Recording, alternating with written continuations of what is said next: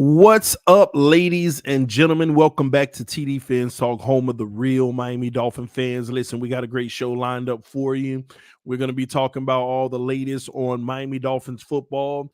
We're also going to open it up for some Q&A, some questions and answers, because I got a lot of questions today, and I was telling people join the stream tonight. You can ask away.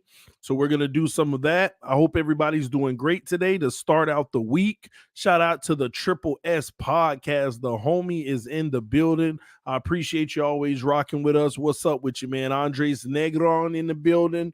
What's going on, everybody? Nicholas Gibson, I see you. Kenna Ranking, Kenneth Donaldson, excuse me. Adrian Topete. I see everybody in the building. Listen, man. Let's do this real quick. I do it every so often. I want y'all to let me know where you're from as people continue to come in the room. Make sure you hit the like button. Put it in the comment section. Give me your city, your state, your country, wherever you're from. I want to see who's checking in with us right now. Put it in the comment section, ladies and gentlemen. What's up, John Ruiz? I see you, man. Tyler's, what's going on? Well, Florida, that's what's up. Ottawa, Ontario, Kansas. Triple S in the building. New Zealand. Whoo!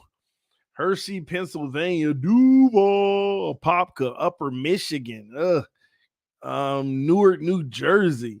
That's where my dad's from. Lakeland, Van Sean Colston. What's up with you, brother?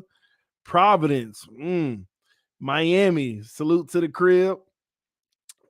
Lahaina, Hawaii. Hopefully I said that correctly. Drew, that's what's up, man. South Carolina, that's where my roots are from. California in the house, West Coast, Bogota, Colombia, North Carolina, El Paso, Miami, Oklahoma, St. Cloud, Florida, New Jersey, California, Apopka, Virginia, Duval, Jacksonville, Tamarack, Toronto, DC, New Jersey, soon to be in Florida. It's expensive up there too, maybe.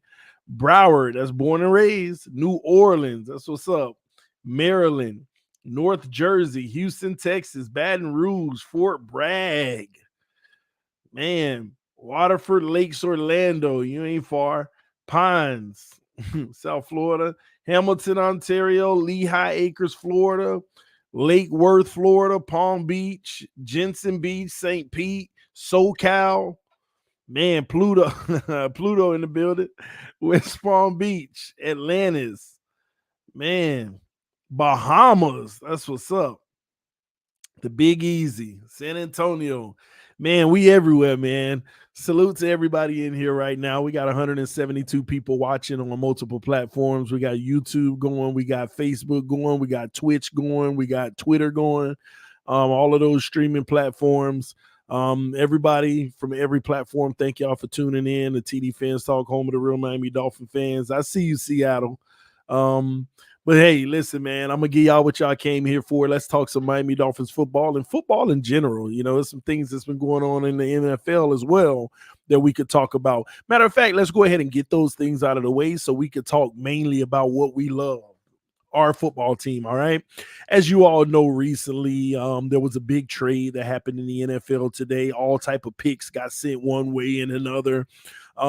Just to keep you apprised of what's going on in the NFL, what happened was the Philadelphia Eagles and the New Orleans Saints made a trade today. The Philadelphia Eagles possessed the 16th and 19th overall pick. They sent that and another pick to New Orleans, and New Orleans in return sent, I believe, the 18th overall pick, a 2023 first round pick, and a whole bunch of other little picks to help complement the deal. What this told me was two things about both teams. First, we'll start with the Eagles. It told us that they are, they're doing what Miami did. They have a whole bunch of picks for next year for an emergency. They're going to give Jalen Hurts the perfect opportunity this year.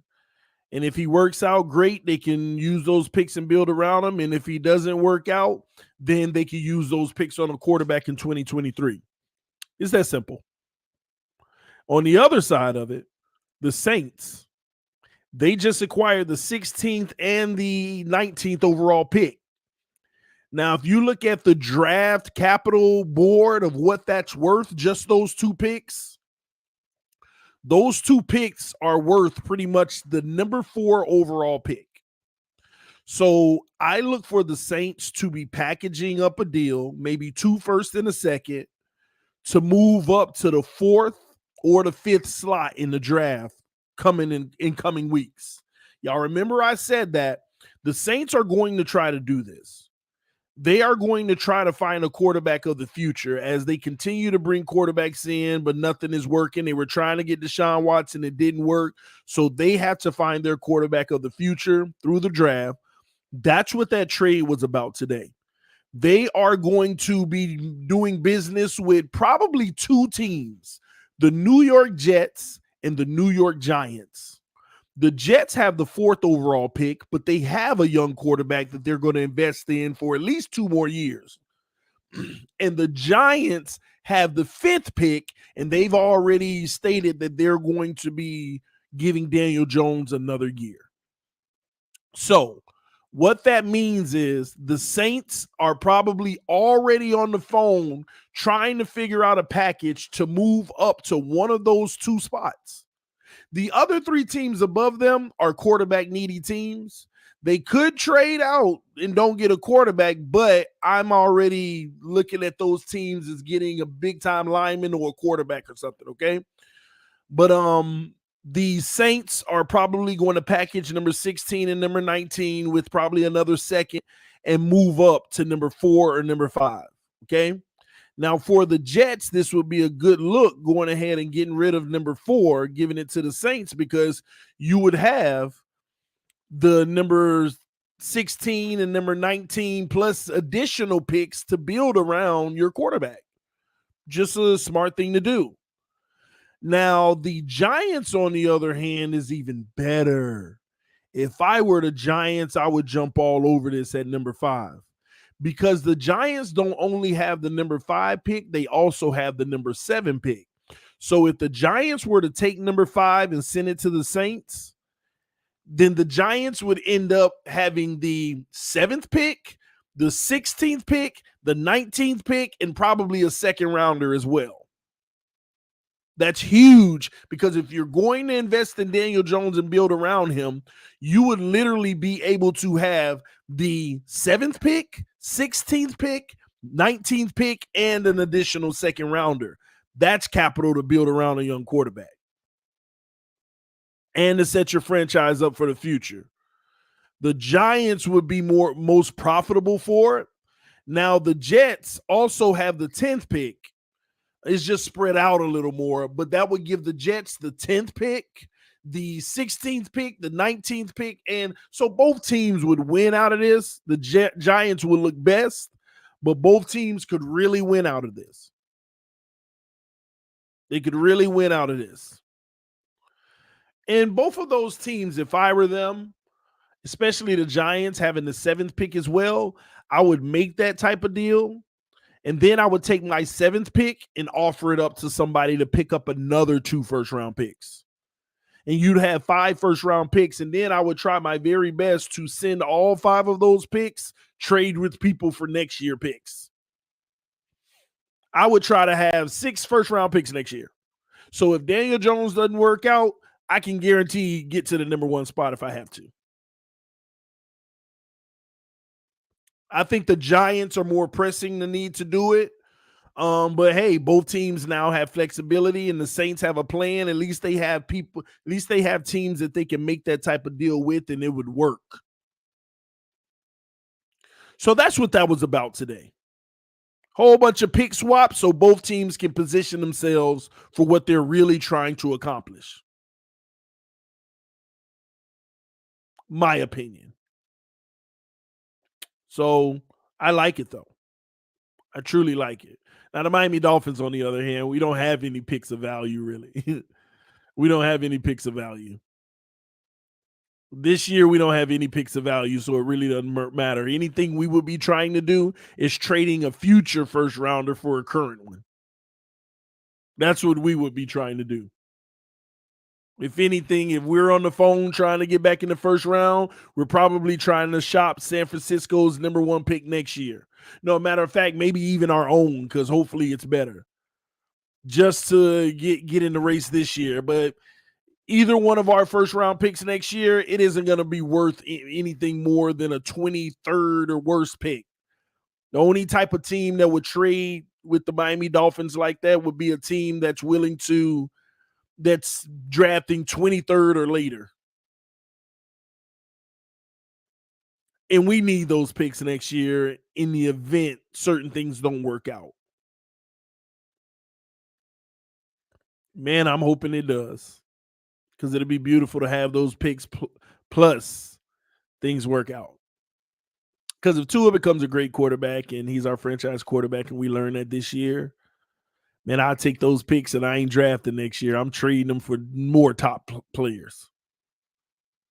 I'm going to get another type of Tyreek Hill. Maybe not at that position, but y'all get my point. I'm saying like a guy, maybe a top running back in the league, maybe another offensive lineman that's the best. I don't know, but you got room. You could play around at that point.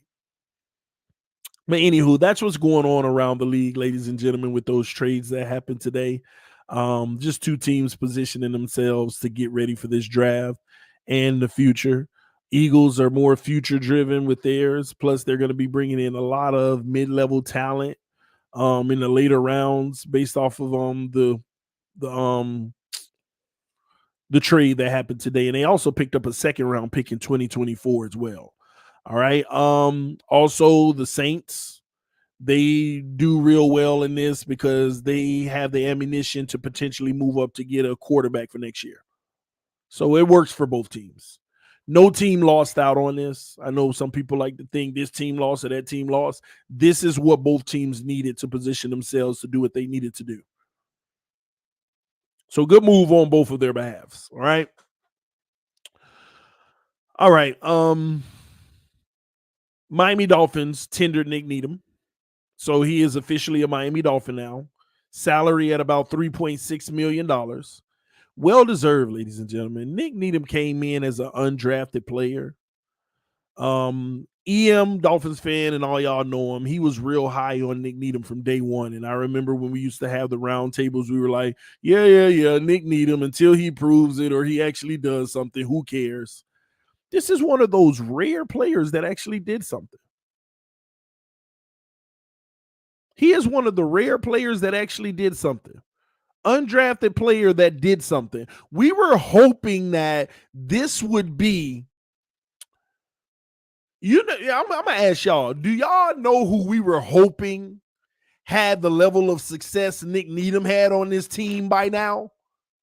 Please put it in the comment section. Where are my real Dolphin fans at that know the ins and out of this team? What player on this team were we just hoping that he would have at least had the bare minimum success that Nik Needham has had as an undrafted player?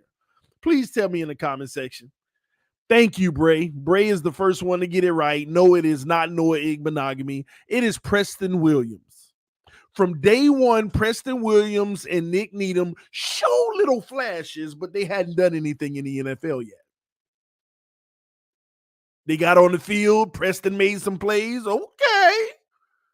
Nik Needham made some plays. Well, at first, Nik Needham struggled at the beginning of that year where Rosen was here, Fitzpatrick. Y'all remember they purged the whole roster full of bums? Nik Needham was considered one of the bums, right? I mean, right? And these are the players that I love and respect more than any star. The players that start from the bottom and make a name for themselves. I respect and I love those players so much. Y'all don't understand. It reminds me of Dwayne Wade, Carmelo, all those guys, Chris Paul, LeBron, all those guys were the big name guys. D-Wade was good, but he wasn't known as those guys. He wasn't on their level. He couldn't even be mentioned with them. But he made a name for himself. He put himself up there with them.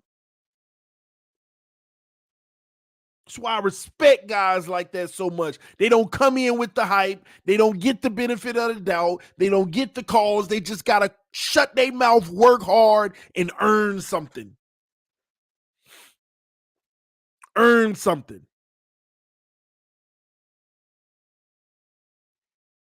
Nik Needham is one of those guys. And Preston is one of those guys we had hoped to become that. And it's not to say Preston can't, but he just got hit with the injury bug, so it never really happened for him. I don't even know if Preston will make the team this year. They brought him back again, but he still got to make the team. But Nik is going to make the team. Find it hard to believe he wouldn't. And let me tell you, Nik Needham has worked hard from day one. And he actually is a really good player now. Like, he belongs in the NFL. I'm telling y'all, he earned it.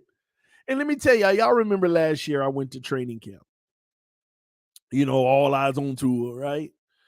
One thing that stood out to me the most, man, was every single day after practice, when those whistles blew and everybody taking a tired, slow walk inside. Some people headed to the showers. Linemen always headed in the building to get a little extra work in. Nik Needham was like one of 3 players that was always on the field when practice was over, working on technique, working on the bags, working on the interception machine, pedaling, catching the speed balls from the machine every time. He was a hard-working guy. And I love that. And this it pays off. It truly does pay off. And I'm happy for him because guys like that go undrafted, they don't they can only dream to get some cash. They can only dream to get money that can help them and change their family's future. And money like this is good money. Money like this is good money. $3.6 million, man. And y'all bear with me. I'm trying to see if I still have. Nah, I guess I don't have it. I had some footage of Nik Needham from training camp, but I don't know what happened to it. I must have posted it on Twitter back in the day because I don't see it on my YouTube channel. Matter of fact, it might be in my yeah, I don't see it. Man, I'll find it for y'all. But when I spoke to Nik Needham at training camp, and the staff was hating on me, man, because he was about to give me his autograph. I talked to him.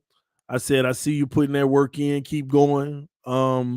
He said, appreciate it, man. And then he was finna autograph something for me, and the trainers just sprinted over. No, Nik, no. And he was like, what's wrong? And then they said, you can't, let's go. And he's like, my bad, bro. And then he ran off because it was COVID protocol. You know, it was during COVID protocol. So it is what it is. But that's one guy right there, man. I'm happy for his success. And you know what? I hope this ain't even the sky for him.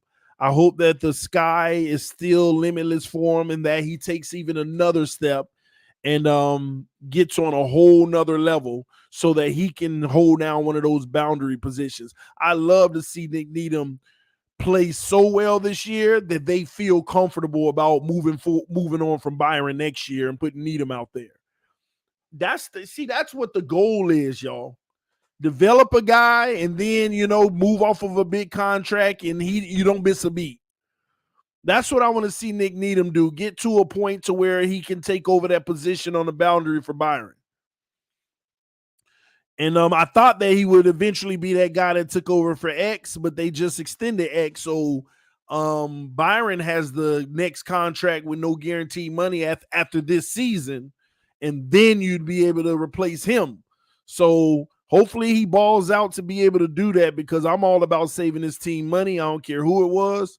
One of the main reasons I had always said, hey, man, it's time to move on from X because his money was up.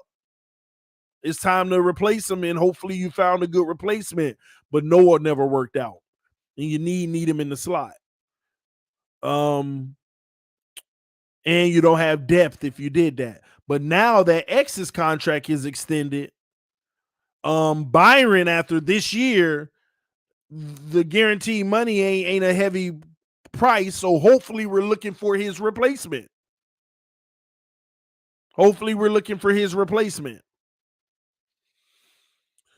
Somebody said if X produces only 4 turnovers, he's overpaid. Let me tell you something.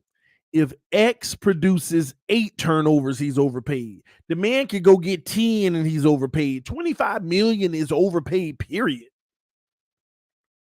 You paying a guy $25 million, he must be out here getting you 13 picks a season. It's overpaid, period. Okay? It's overpaid, period. But we going for it all, so it is what it is. It is what it is. Byron guaranteed money isn't bad as much as X contract. Well, it isn't now. It isn't now. It was before X got the extension. So that's why now I switch roles now. Let this be Byron's last year, and hopefully you get a good replacement for him, and you can replace him for cheaper and good quality. And I hope Nik Needham can be that guy that fills that role.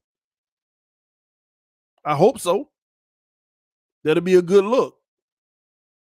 So we'll see. 25 mil supposed to lock down half the field. 25 million supposed to play all 11 positions, as far as I care. TD, how you feel that you gonna get 20K? So I think you mean subscribers. Where am I now? Oh, 19,988, 12 subscribers away. I honestly, I don't feel. I probably won't celebrate 20K until it's 2,100. No, 20,100. Because y'all know me. Sometimes, if I see the comment section getting toxic, I'm gonna say a few things to make my haters feel bad, and some people gonna unsubscribe as a result. So, yeah, y'all know I play the line like that sometimes. Some of y'all don't realize that I'm at 19,988 right now. I was actually there real close to that about 4 weeks ago. And then I lost 150 subs because I was going off on some people. I got to purge the comment section to make sure it stays healthy. So I got to be the nasty one. I've learned that's the only way you can do it. I got to be the nasty one. And some people see the nastiness. They be like, oh, this guy is arrogant. He's this and that. I'm unsubscribing. I got to do what I got to do. So I probably wouldn't celebrate 20K until it's 20,100.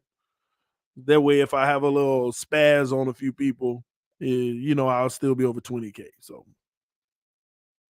at this point, we've built a community. We have a family now. Every family member that comes from this point on is just, man, welcome to the family. I'm not perfect, but I love the family that we built. And I have a relationship with many of you all off of camera. I have a relationship with many of you all on camera. And what we all need to come to understand is 19,988 subs, let's say 20K. I didn't do this. I know I put a lot of work in and I contributed to it, but I didn't do this. We all did this. Y'all can sit there and don't comment a single thing in the comment section and just watch me. But when you're commenting and making it interactive, people like, oh, this is a cool place to be. Oh, everybody chatting and talking. We having debates in the comment section. We're commenting. We're engaged, all that. Y'all make the channel. I'm grateful. This has always been our channel. I just was tasked with controlling it. And I've always said that. So don't worry. It ain't a TD reach 20K. We reached 20K. And we did it organically. We don't pay Google ads to promote. We don't do none of those things. We don't even promote on social media. We don't go on Twitter and Instagram. Hey, I got a YouTube channel. Come over. Because y'all know I don't even build those, and those are growing now. We don't advertise the channel. The only thing we do is say, hey, if you got a friend or family that a Dolphin fan, let them know about us. And we've grown regardless. So I'm proud of where we are. This is just the beginning. Imagine where we all will be if we just start winning and we all could be happy. Like we did what we did in the turmoil of it all. Just disappointment after disappointment. So if we could just start winning and energize the fan base, we'll take off. We'll take off, man. So that's how I feel about 20K. Let's get 25, right? And let's get there when we get there and enjoy our family in the meantime, our Dolphin family that's here. So I love all y'all. If we get in an argument, it ain't personal. I still love you. Sometimes things can get heated, but I still love you. It ain't never that serious where anything got to get personal. And unfortunately, there are times people do make these communities personal. But even if it does become personal, I'm still good with you. I'm still good with you. T. Rich said 100K subscribers once Tua lifts the Lombardi. Listen, man, Tua lift that Lombardi. Ain't nobody could tell me nothing about my quarterback. Not my quarterback. Not my quarterback. Don't talk about my quarterback, man. I'm Will Smith and everybody on site. You talk about my quarterback. Tua hoist the Lombardi. Everybody get Will Smith. You say one thing negative about my quarterback. That's my quarterback, boy. Hey, Tua lift that Lombardi, boy. Listen, I don't, boy. You, hate on Tua if you want. Hate on Tua if you want to. We gonna have a meet and greet with these hands. Oh my gosh, man. It's that simple, man. I'm very passionate about this team, though. That's why I'm very critical of it. I spent most of my life giving them the benefit of the doubt and making excuses and just loving them even when I knew I shouldn't. Now I'm at a point I'm just over it. We need to win. So I've criticized everything until it's proven wrong. I criticize everything until it's proven wrong, man. And once it's proven wrong, I'm all for it. I'm all for it. Oh, why are you so negative? Positivity ain't gotten us nowhere.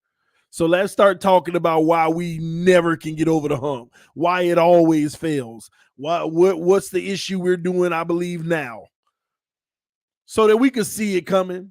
So that at some point we could be like, man, same thing over. Now we can, as a fan base, can hold this organization accountable. And right now, I love what they've done, but God dog it, I don't understand why we ain't on every social media platform as fans saying, Miami, you ain't did nothing if you ain't go get me a right tackle. Miami, you ain't nothing if you can't go get us a right tackle. Chris Greer, right tackle. Chris Greer, right tackle. Picketed. Like, go get me a right tackle. Oh, we got Tyreek. We got Armstead. That's all good. We got a great team, but that's not stop there. If you see the window, don't leave no stone unturned. Somebody said Robert Hunt, right tackle. If Robert Hunt, the right tackle, then go get me a right guard. Either way. And don't tell me where Eichenberger Jackson might play guard. Unproven. Go get me a right guard and those guys can keep developing. You got them on a rookie contract anyway. It ain't killing you. You got $22 million. Ain't no excuse. I give you Dieter. I give you Dieter at center because he wasn't trash. So I'll give you that. But no, something got to give on that right side.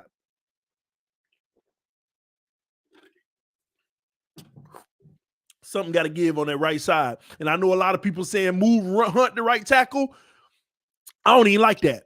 The guy actually played so well to me at right guard. You build upon that. Allow that man to stay at guard and become a Pro Bowl guard. Why not? Why he can't build up to become a Pro Bowl guard? Stop moving him back and forth. At this point, look at what he did last year. I know he making play right tackle, but he played very well at guard. Why don't you just leave the man there? Just let him keep being that rock. Put him on the outside where he's still got he ain't trash out there, but leave him in the guard. Now you can push him to right tackle, but at least go get me a guard. Whatever you want to do. Y'all get my point. Brandon Little with the donation just said, next time you in Dallas, we need to link up if you available. I'm excited about the season, but we still got work to do. Salute to you. Well, y'all usually know when I'm in Dallas, so when I am, just hit me up. Hit me up on IG. I usually respond to my IG messages. I usually do. So hit me up on IG because you'll know when I'm in Dallas. I'm in Dallas right now, y'all. I mean, I'm always there on the gate, you know. Now, if it's a quick in and out for 2 or 3 days, maybe not. But y'all know I'll be spending weeks at a time, you know. So we'll see. Last year I was there for 6 weeks at one point, you know. So, but I'm willing to get up and hang out with you. I just got to do a little background on you. You know, I got ops all up in the central U.S. You know, as soon as I cross over the Florida state line. And I hit Mobile, Alabama. You know that tunnel. If you ever drove it on I-10, that's where my ops be looking for me, man. Soon as I get in that Alabama, them ops be out, man. So I gotta, I got my windows extra dark tinted. So Tuscaloosa ain't that far. So I got ops out here, man. T Rich, man, call the ops off, man. Let's set up a meeting, man. I can check in. Them Alabama ops, man. Anyway, man.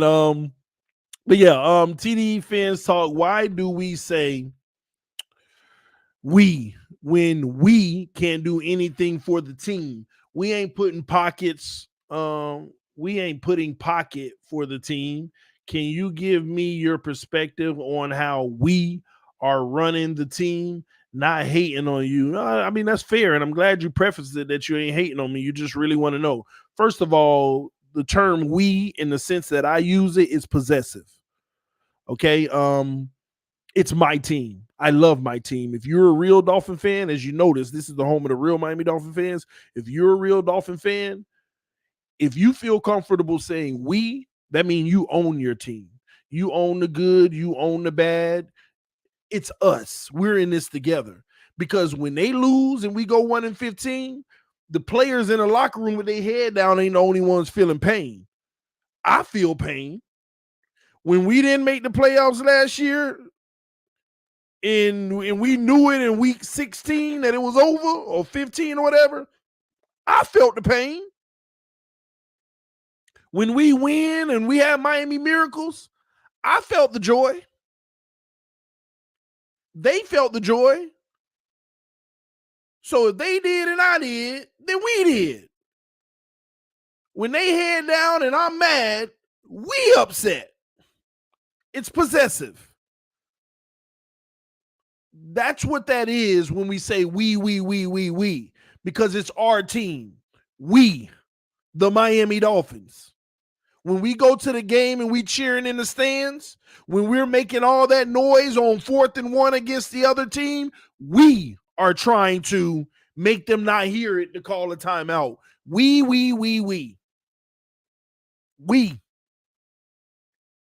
And never let anybody make you feel bad for saying we if you love your team. See, I don't subscribe to those people out here, and not you, but those people out here, oh, you're a fake fan. You're not a real fan. Oh, you don't control the team. Why are you trying to be the GM, a fake GM online? This is what we do because we love our team. We talk about our team all day.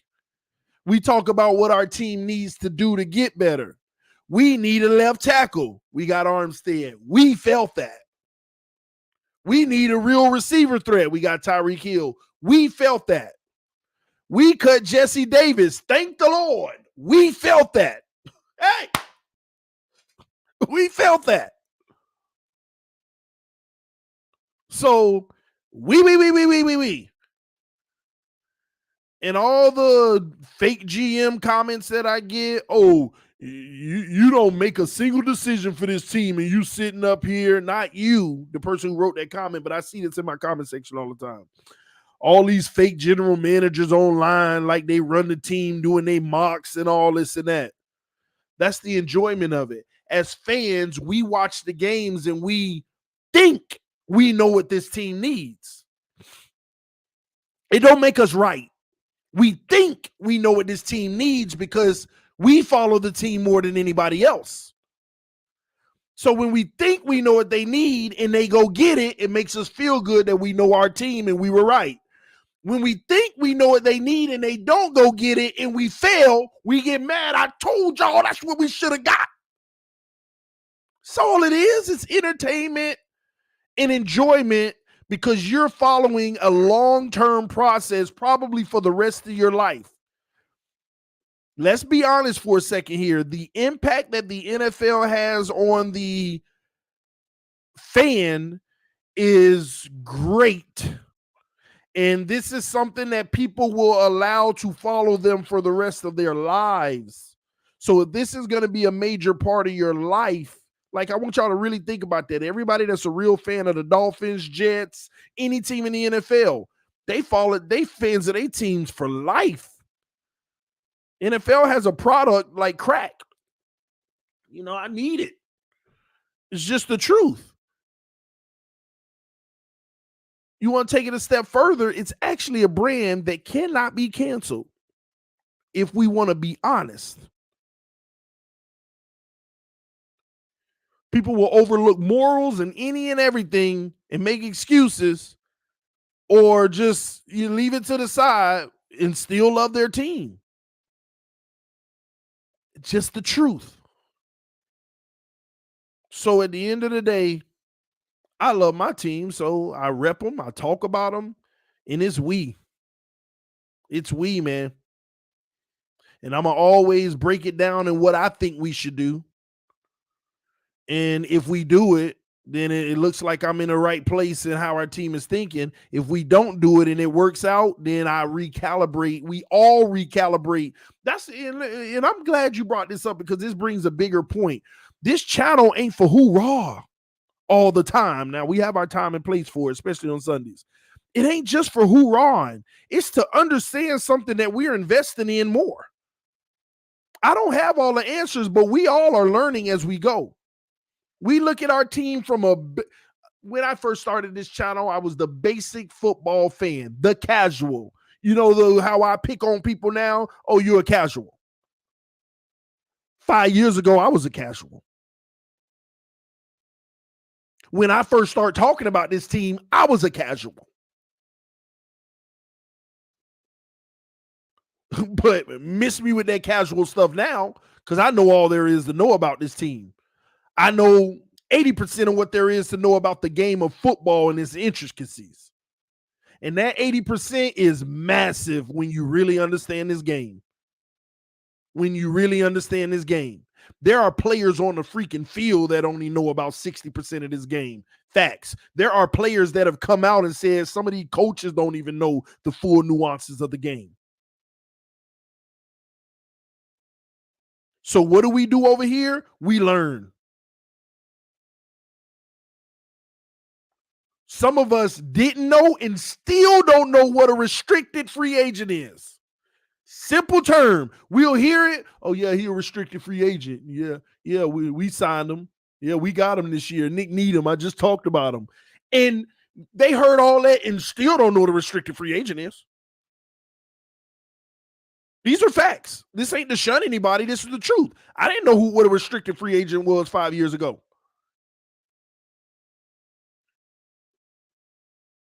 I didn't know what a Tinder was. And I ain't talk about the dating app. Or can we call it a dating app in today's world? A hookup app. Whatever. I ain't know what tendering a player was. Placing a tender on them. We got 312 people watching right now. I bet you 150 of them don't know what an A gap, B gap, C gap.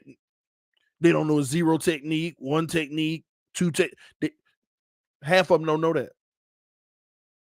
I'm not expecting them to, but we learn over here as we have these conversations. And that's really what this channel is about too. As we follow our team and talk about what they doing good and what they doing wrong and all of our opinions getting thrown everywhere, we eventually come to some factual elements of our team. And we lock those facts in and we continue to learn and build. And then eventually, people who've been on this channel from day one, I'm telling you, they got a good sense of this team and this game. Because that's all we've done over here is taught it. While having fun, while debating, while arguing, while cutting jokes, while picking on people respectfully, right? And while just enjoying ourselves. This is a long journey. But real talk, some people don't know a lot of this stuff. And somebody can come up here right now, TD, tell me what this is. I never heard of that. I mean, you might stump me on something. There's always something. But the good thing about me is anything I'm like, oh, I don't know what they talking about. Bam, I'm next day or that night, 2 a.m, like I'm sleepy, but I got to keep on reading this or watching this video to understand what it is.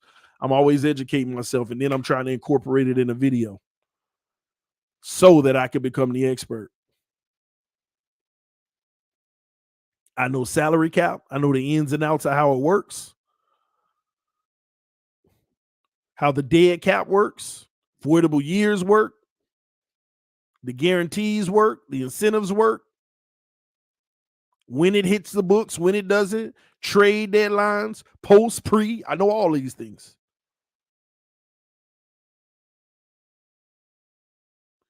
And it's fun when you know it all. And I don't know everything, but it's fun when you know so much. Because you can have an intelligent conversation and you can talk to people for 5 minutes and know those who have no clue what they talk about. But you still had a conversation, regardless. Anyway, man, gotta go, gotta unpack U-Haul. Fins up. All right, Raphael, take care of yourself, man. TD, do you know your curls, flats, and hooks? Oh, I thought you were talking about my hair, my curls. Y'all see that? Ooh, the curl. I be trying. Yes, I know my curls, flats, and hooks. But do you know gambling lines? Yeah, I know gambling lines too. I just don't talk about it much because I'm not quite the gambler like that. Just like we had a sponsor last year, WINVIEW Gaming. I actually had 4 different sponsors wanted to sponsor, and that was the one that was the least gambling like. Because it was really like not just putting raw money on who's gonna score this and that. It's really like playing a game within a game. So I picked them, but everybody else, like, all kind of betting sites was trying to get me to advertise for them. So I got a good deal with WinView. It was less than what some of the others would have given, but I felt it was a little bit more appropriate for the channel. And I really don't want to do gambling at all because I know how it, takes money out of a lot of families' homes. But, because when I gamble, it's only for fun. Like I'll go play poker sometimes just because. Just take $100 and say, "Hey, I'm bringing it to lose it, just so I can sit back, chill, and play." And every time I do, I usually win. So, yeah. But yeah, I know gambling lines as far as the line, the money line, yeah, everything.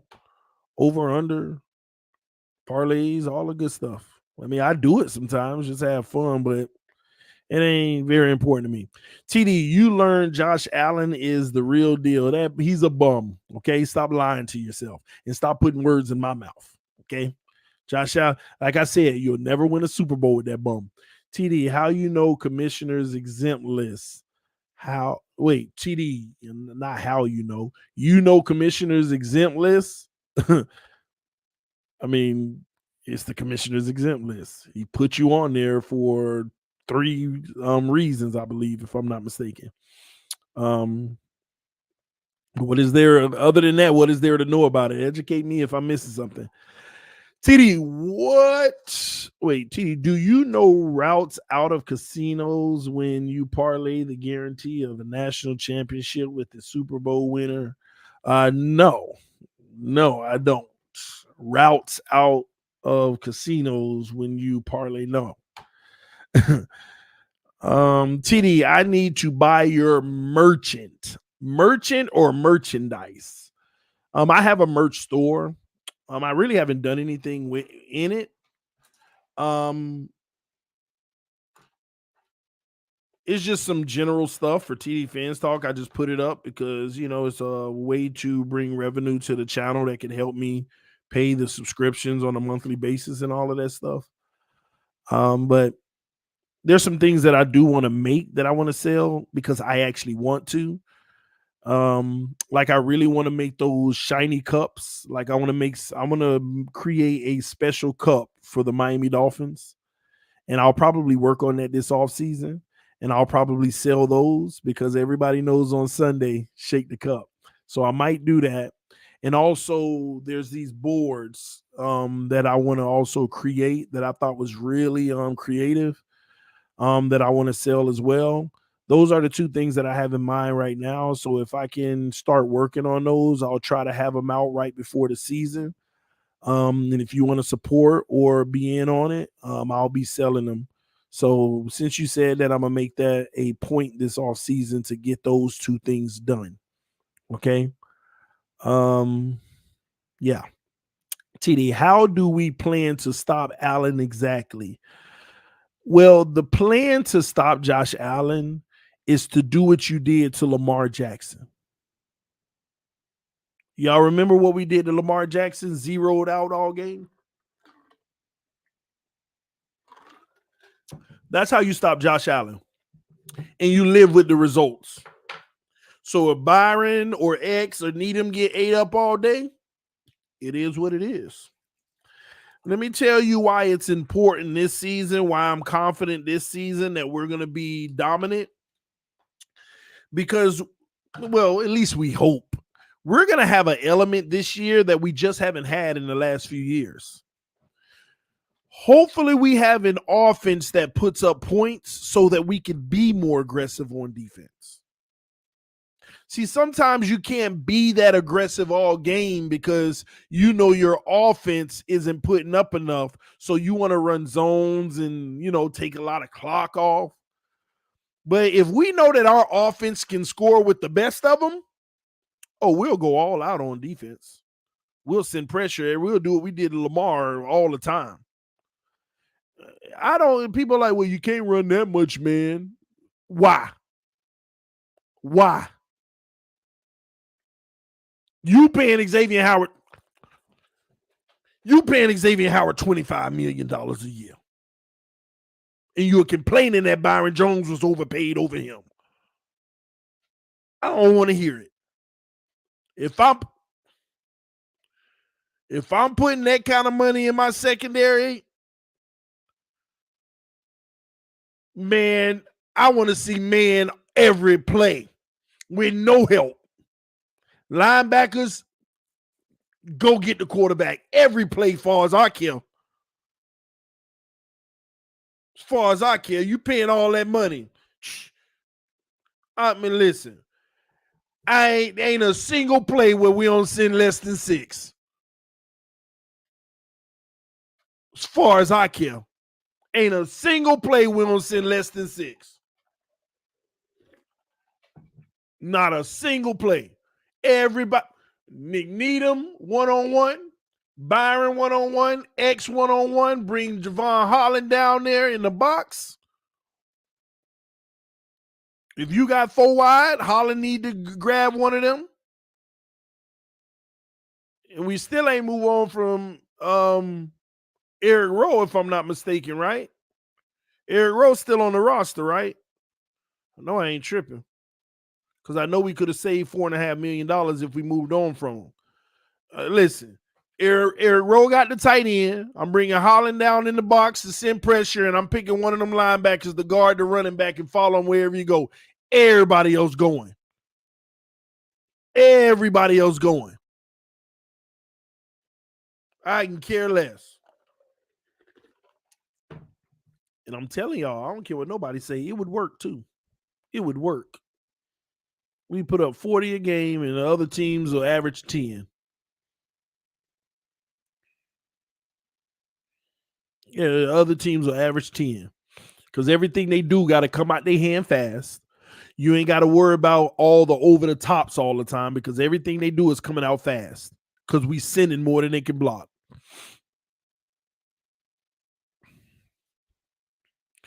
TD, who you like tonight? Kansas or North Carolina? Kansas gonna win it all.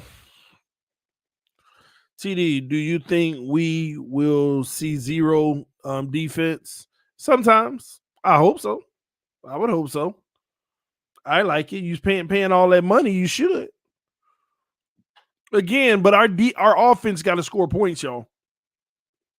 The most hurtful thing will be turning on that first game Sunday, and here we are in the third quarter with 10 points. Same old Dolphins. Scripted drive, got us a field goal. Maybe the defense scored a touchdown, but we done punted 5 times.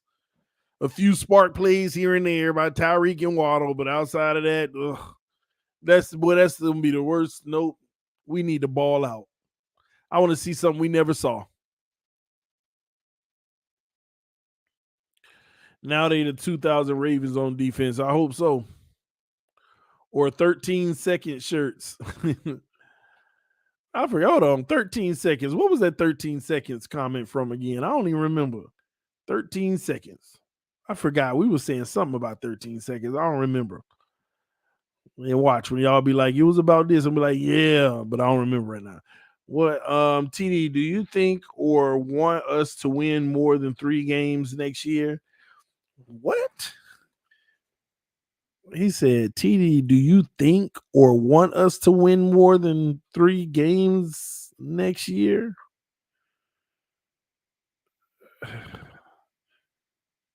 I'm going to assume you didn't write that correctly because that's just crazy what you wrote. Do I want us to win more than 3 games next year? Maybe you meant to put 13. And the answer is yes on 13, okay? Because 3 is like an insult.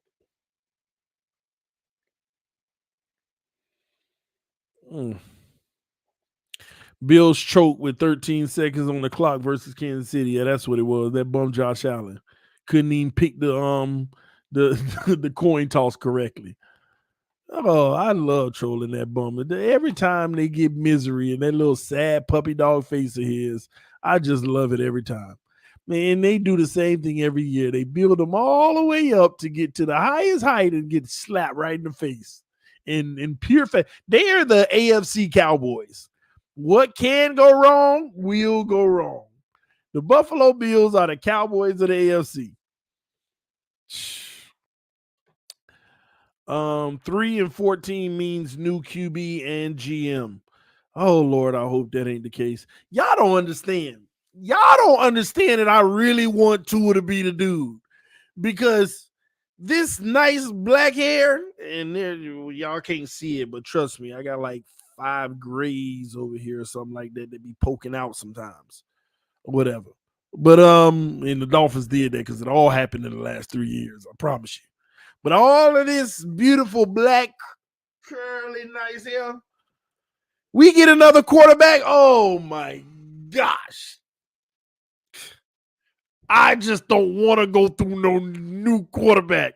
No, just the thought. Just the thought of it. Oh, I'm so sick of it. I'm tired of it, man. I don't want no new quarterback.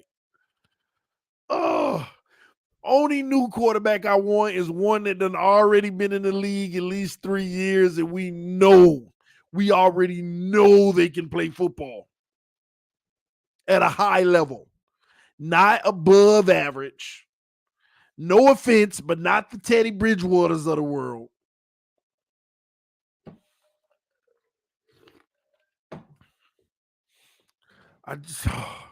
Y'all don't understand why Tua has to be the guy this year.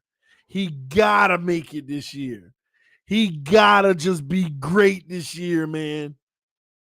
I'm so sick of it. I want to be done talking about quarterbacks and be done with it. We got our ace, sit them in the pocket. And I don't care how much hype they come into the NFL with. But this prospect is amazing, TD. Miss me with that.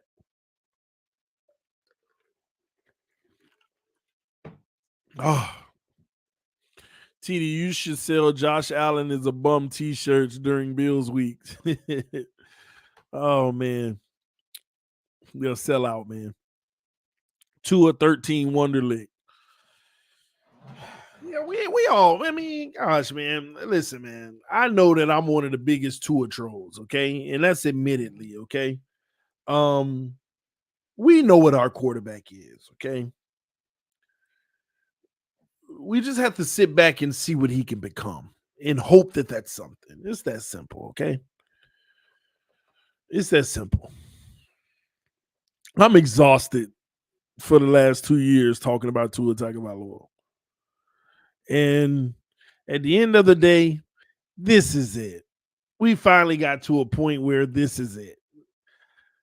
I thought last year was that point, but I think we've officially got to a point that this is it. Make or break. And we all get to find out if we got our guy or not. Here we are. And I hope it's one of those things that shock us, because shock in awe, it feels better. Feels better than shock and awe actually feels better than believing and then it happens. He been really tossing 50 and 60-yard passes in practice with ease. Well, Sean, the narrative that's out there about him throwing the ball 50 and 60 yards, it's a false narrative that was created by Tua's biggest fans anyway. Nobody was really arguing that he can't throw the ball 50 or 60 yards down the field. Cockback throw, it went 60 yards. Nobody argued that. People argued if he can do it in a game consistently in a tight window. People made it about, can he throw that far, as a joke to pick on him. So the people that obsessed with him felt they scored a victory by saying, see, told you he could throw that far. Nobody ever debated that the man can't throw 50 or 60 yards down the field. It was a matter of, can he do it consistently in a game with a defender close to the player? And every quarterback can throw the ball 50, 60 yards down the field. But is it going to be accurate when you throw it? Is it going to be in stride when you throw it? And if it is, are you doing that consistently? That's what the argument always was, because Tua hadn't showed that he can do that consistently. And since he showed he couldn't do it consistently, what added fuel to the fire is that he don't even try. In 2 years, I tell you no lie, y'all, in 2 years, we have seen 2 or 3 successful passes of 50 yards in stride. In 2 seasons. I'm not talking about a post route where a guy is wide open in the zone like the Waddle post and Waddle catches it for 50 yards or 40 or whatever it may have been. I'm not talking about Gesicki sneaking behind the defense, catching a deep one wide open. We're talking about the Mac Hollins throw on the right side in stride. That was one of his first ones, and I'm going to say his second because I don't remember the first, but I'm going to give him another one somewhere that I just don't remember right now. 2 years. And I probably can only give him credit for doing it 2 times over 20 games 2 times. When guys are out here doing it 3 times a game. That's what the debate was. Because if a defender is close on the offensive player, but the offensive player got him 1 foot deep beat, he don't throw the ball. What they did is change the argument to try to be right and say, told you he could throw it down the field. Y'all were trying to say that he can't get the ball past 40 yards. That was people picking on him. They knew it wasn't true. They were just picking on him because he never does. And when he does, it's a wide open guy, but he never does it in stride. And the rare times you see him do it, it's rare.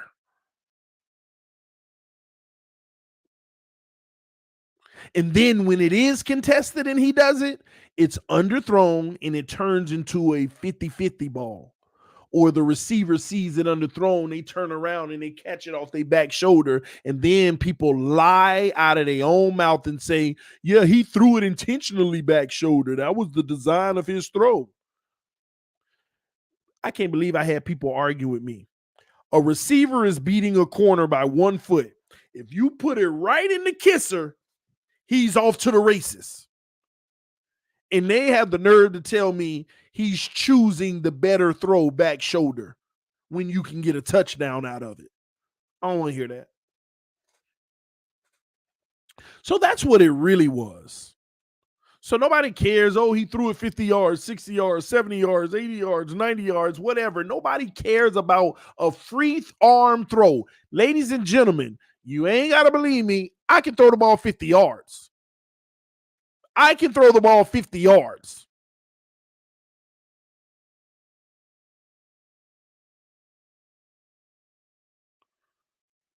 So all this distance, all we asking is to see it in the game in a tight window where a play could still be made. Let the ball go. Let the ball go. TD, you mean 5 yards? No, I can throw the ball 50 yards. I can throw the ball 50 yards. Whether you believe it or not, I can throw the ball over 60 yards when I was in high school. Pete can throw it over 80. In y'all's dreams, you're getting DK. Okay. TD, should we trade for DK? No. Imagine Hill and Metcalf running. Nah, I would like him here. That would be the ultimate threat. But you gonna go get a DK Metcalf before you go get a right tackle? I don't know. I'm not happy. Not happy.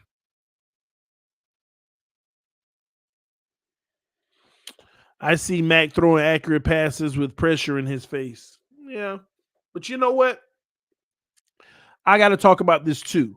Y'all saw Devante Parker?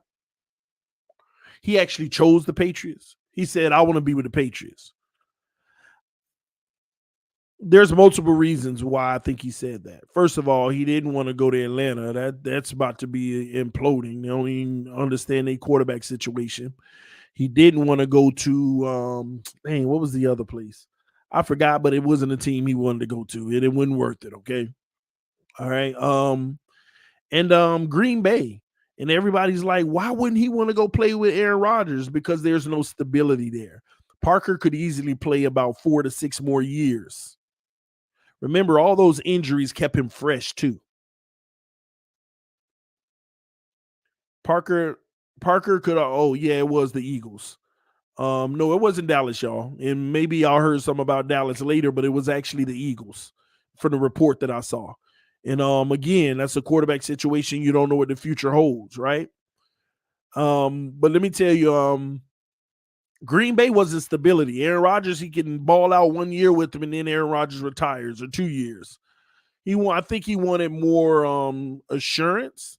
In New England, he would actually be the guy. Who would be over him in New England? They got some tight ends, but he's actually going to be. Am I wrong, y'all? Is he the number 1 now in New England? Because I haven't looked at their most recent roster. But y'all tell me if I'm wrong. Is he the number 1 in New England? I think he is. And he's going to be the primary target. And I'm going to tell y'all now, Devante Parker might eat this year. He may be Mac Jones' favorite target this year.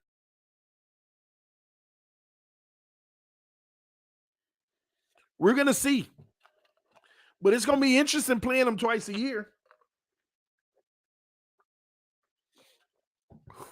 It's going to be interesting playing him twice a year.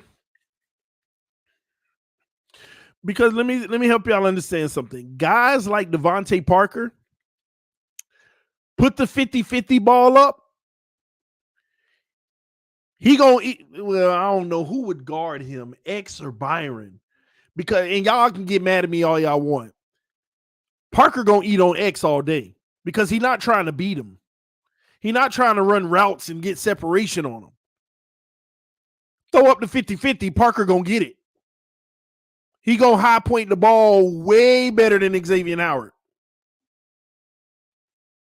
And X don't high point balls anyway. X take advantage of all the balls thrown right in the pocket where he uses his skill to get there. Byron got the length to guard him. So that'll be interesting to see who they put on who. That'll be real interesting. I can't wait to see that matchup. Because you put that ball up to Parker, he going to come down with them 50-50s over X. Byron maybe can get his hand in there and jar it away because he got the wingspan. In that jump radius, I say X. That'd be a good. I can't wait for that. I want to see that type of matchup. I want to see that matchup.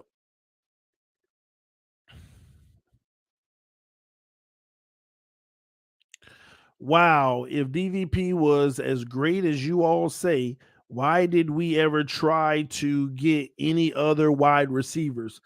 Well, you have to understand what we're saying about DVP. We're not saying that he's the speedster that gets separation and he's all over the field running crazy routes and just eating all day like that. No, nobody ever said that. Nobody ever said he was that great type of receiver.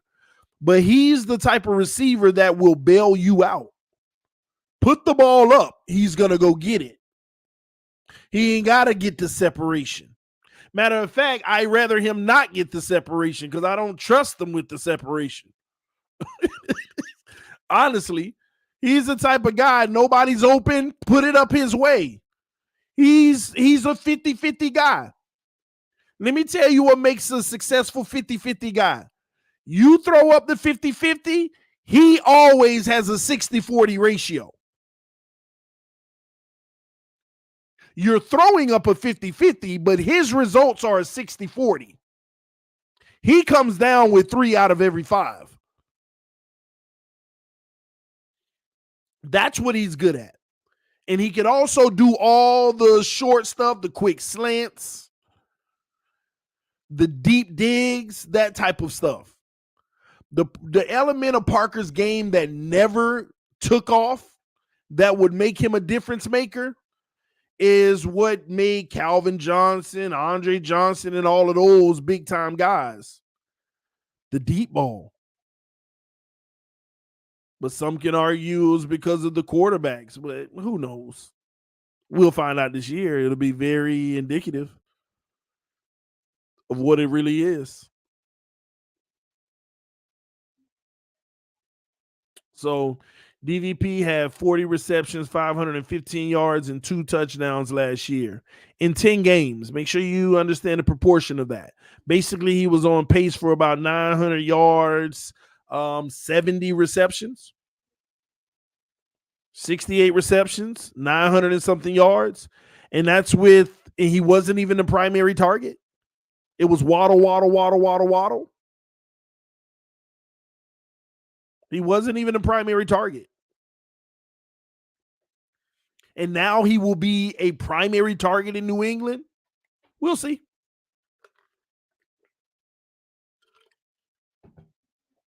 We'll see. We will see. Yep, check his stats for his 16-game season. Yeah, he balled out then. for sure. LOL and DVP had 10 plus receptions when Waddle was out with COVID. Yeah. When he's the guy, he's the guy. See, this is the same guy we was all raving about when he was putting the works in on Gilmore. Remember? See, we can't pick and choose as Dolphin fans. New England primary target is the tight end. Yeah, and I wonder how that's going to work now. Trust me, they will incorporate Devante Parker very well. Why we on former players look to the future? Because we want to be Tito's. Because we want to be. And you know what? I'm going to even elaborate on this. You see, this is what I be talking about, y'all. And I love you, Tito's, but I got to get on you for a second. Why we on former players look to the future? We are looking to the future. But all we did is talked about current news of Devante Parker choosing New England. And then somebody asked if he was so good, this and that, and we responded. But why is everything has to be criticized as far why we on former players look to the future? Bro, we've been live for an hour and 15 minutes. We don't talk so much about the future. We don't talk so much about everything. Right now, we're talking about Parker. So do me a favor, sit back, put your seatbelt on, and enjoy the ride, or get out the car. Or get out the car. Like these small little comments like this, they don't even be necessary. And I'm sorry, Tito's. I'm just saying, for real, think about it. Was this comment even necessary? This ain't your channel.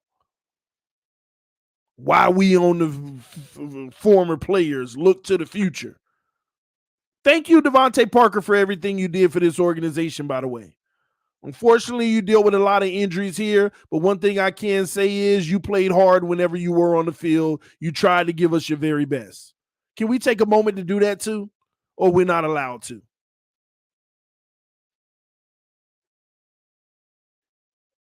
Now, if you want to look for towards the future, what you want to talk about in the future? Tell me right now and I'll answer it, because what I've been doing for the last 30 minutes is reading what people said in the comment section and giving my thoughts on it. So instead of putting this, Tito's, I could have actually saw you put a question about the future and I could have been answering that. So instead of why we on former players look to the future, you could have said, hey, TD, how many wins do you think we'll get this year coming up? That's what you could have replaced that with. And I would have read it because I wasn't looking for certain ones. I'm just reading what I see. And I could have been talking about the future. Anywho, let's move on. We need to talk about the fact that TD will get a Tua tattoo with if we win the Super Bowl. That's a tough one there. Maybe.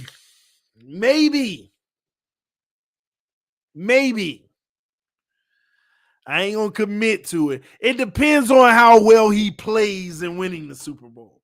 If he's a major reason why he balled out and he just took control of everything, I mean, I ain't gonna get nothing that say Tua Tagovailoa on me. I might get a 1.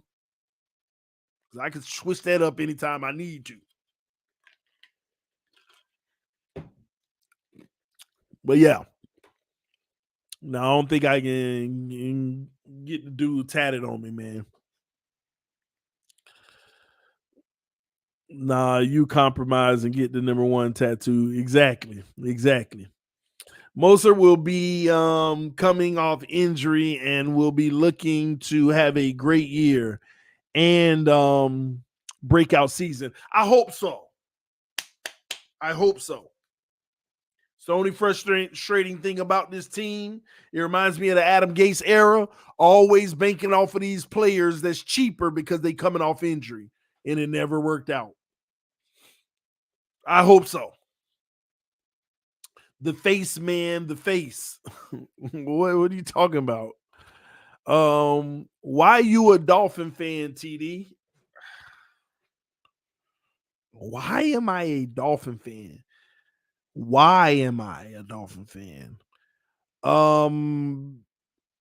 Because all I know how to be.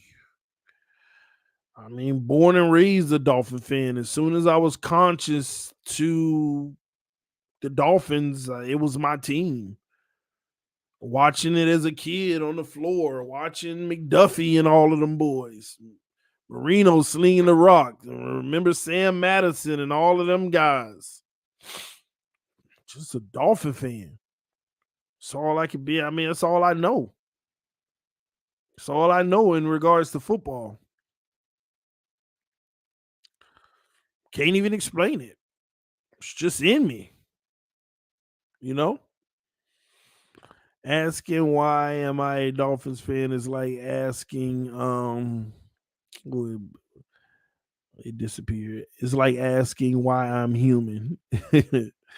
You're Dolphins fans, just not a tour playing Pee Wee football in the NFL. Well, I don't know what that means. You're a Dolphins fan, just not a tour playing Pee Wee football in the NFL. TD, do you think we will play more man-on-man defense this year instead of zone look? That's what the coach said.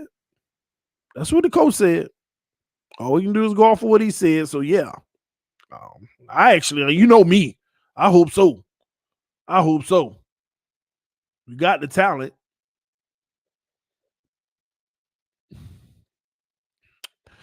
TD Bills talk. TD Jets talk. TD Pats talk. TD is fan of all teams. Well, I don't have a TD Bills talk. I don't have a TD Jets talk, and I don't have a TD Pats talk. And I'm not a fan of all teams. I'm only a fan of the Miami Dolphins, but I'll cover every team. So if I do start a TD Bills talk channel, I'll talk about all the news for the Bills fans. And that would be the home of the real Buffalo Bills fans, but I'm not one of them. It would just be the home for them. Same thing with any other team if I made a channel. I haven't even done anything on the individual channels, though. I just really think I've been trying to focus on TD Sports Talk and talk about them all there until I get the capital to actually pay people to do commentary on all the individual channels. And for all y'all who don't know what I'm talking about, I'm trying to create my own sports network. So I have multiple channels of different teams. It's kind of hard to do on your own. So I've decided to just focus on TD Sports Talk and do all teams. And once I start getting enough capital to hire commentators for individual teams, I'll do that, because it's almost impossible for me to just run all the channels, logging in and out of each one to give news. So it's very tough. But that's what it is. But my haters around here trying to tell people I ain't a real Dolphins fan because I got other channels for other teams. But it is what it is. I don't worry about them. There's usually the broke people that say stuff like that. Miami needs to get AB for the low. I'll be down for that. I ain't got no problem with AB. TD, I know what you're doing, and people just can't understand that. In what regard, Miami Best? In what regards are you talking about? I think I know what you're talking about, but let me know. And blocking for two against blitzes. Do you think the drop on defense and the pickup on offense will balance out?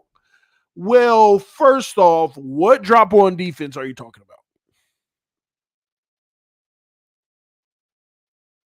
What drop on defense? I got you, Miami Best.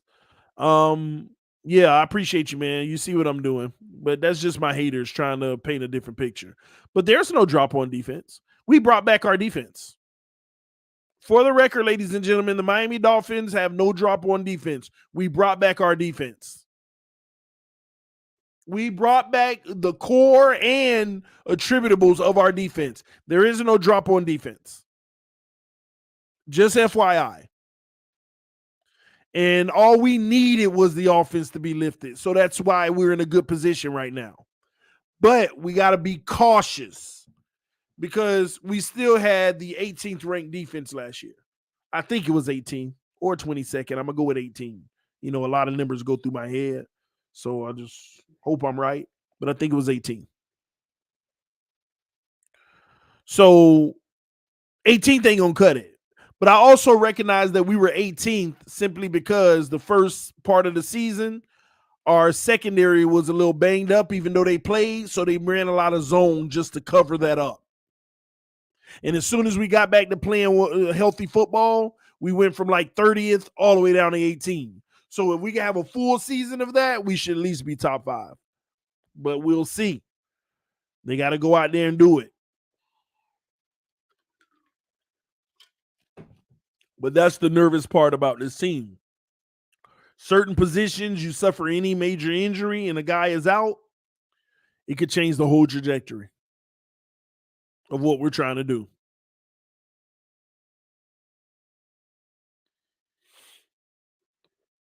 Have to.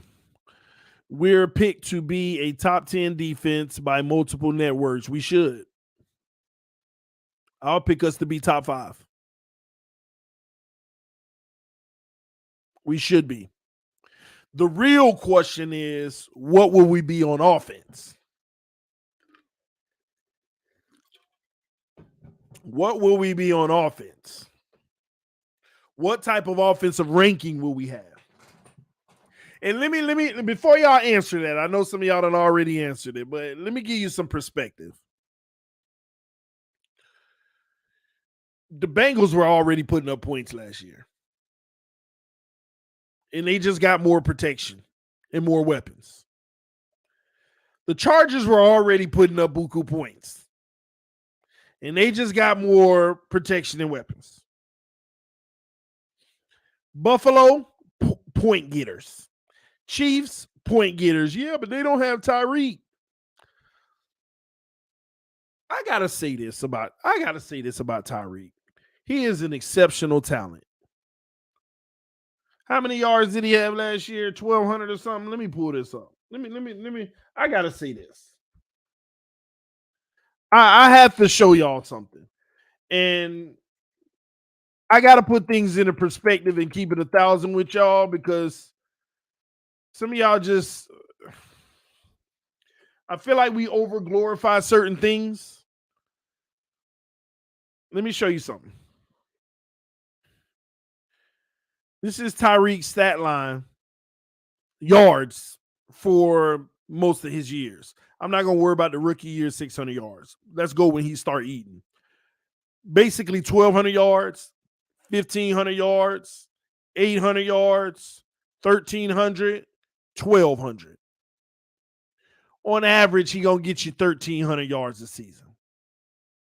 Actually, well, if we take the rookie year out, 1,250 yards a season.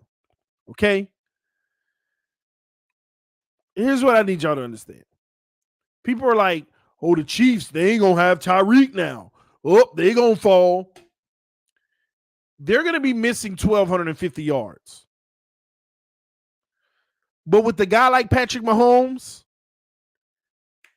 you can go get an average receiver and that man going to get 900 yards. It ain't 1,250, but you replace them with 900 yards. Tyreek may be worth 350 more yards, plus the threat that he causes for other people. I get that element. But just from a pure statistical standpoint,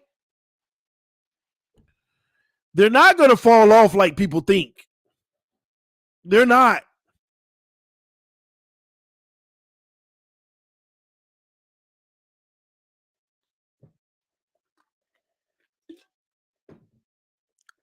They're not. Look at Tyreek's TDs. He had 9 touchdowns last year. 1 every 2 games, pretty much. They're not. Now, I know the year before that he had 15, maybe 1 almost every game. But we go with recency. Recency bias, right? 9 touchdowns last year. 9. 1 every 2 games.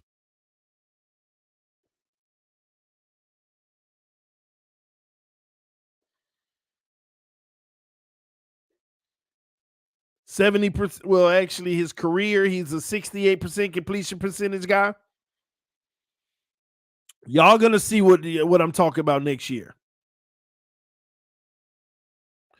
Y'all gonna see what I'm talking about next year. And here's the deal. The man was targeted 160 times last year. He gets 10 targets a game pretty much. 10 targets a game. 9.7 really, but 10. The real element in his game is when he does catch the ball, what he does afterwards.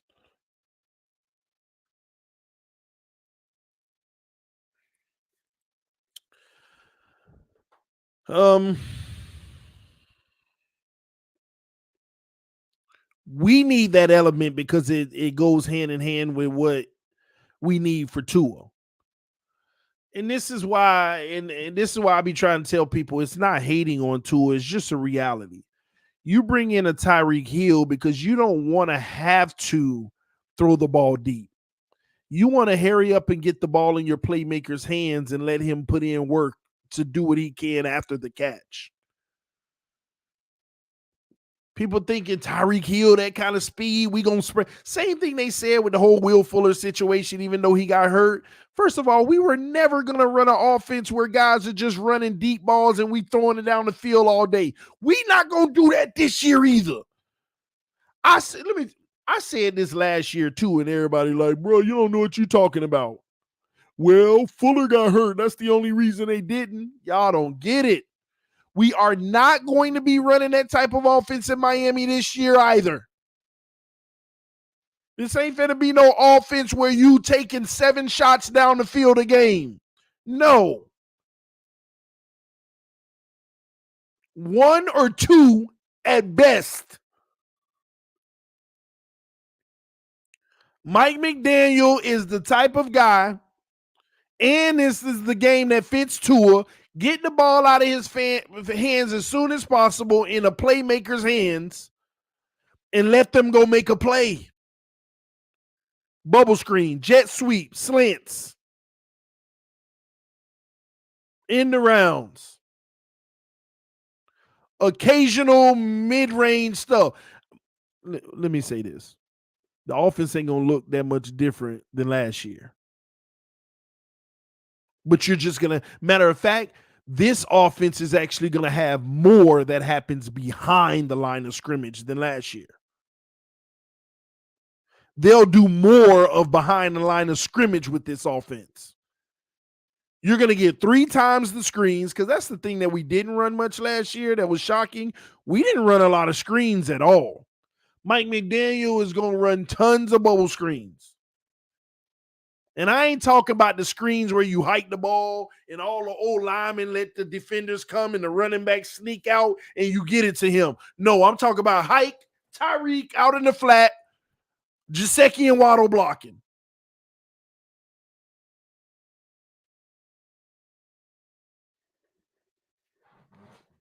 You're going to see a lot of that.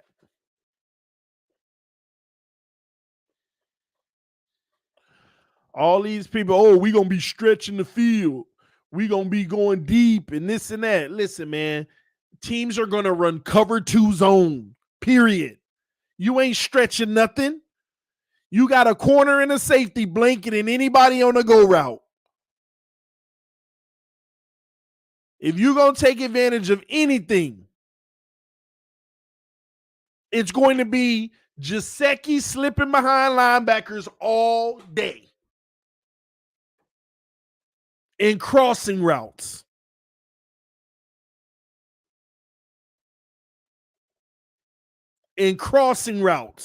But the frustrating part about that is, what does Tua struggle with the most? Those intermediate passes where the tight end or somebody gets behind the linebackers and the crossing routes. That's what he struggled with last year. Teams ain't going to play around with this speed. They're going to cover 2 all day. Ain't no single high safety with this type of speed. It's going to be cover 2 all day. You can send Hill on go routes all you want. Safety in the corner going to be there right with him.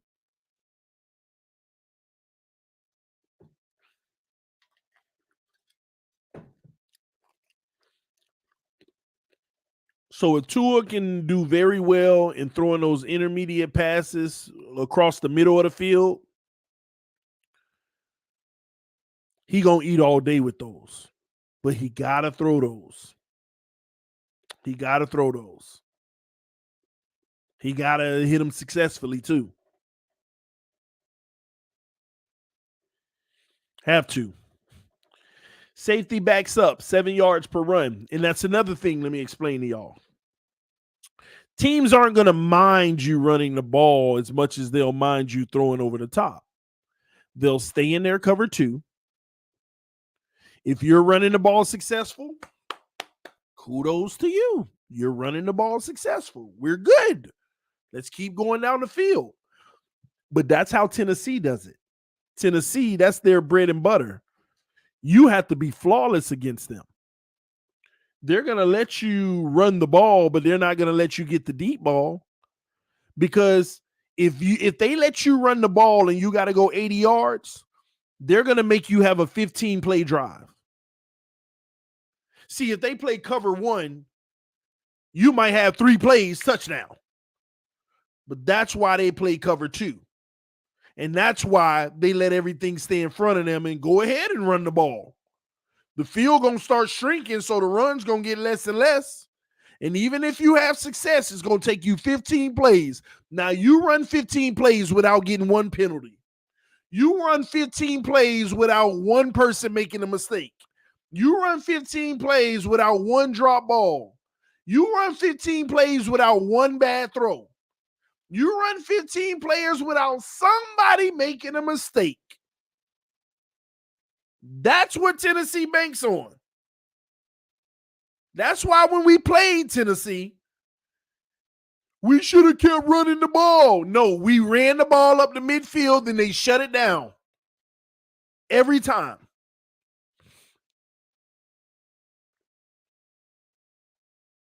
That's what teams bank on. So now they got you in 1st and 15. Now they got you in 2nd and 9. Now they got you in 3rd and 7.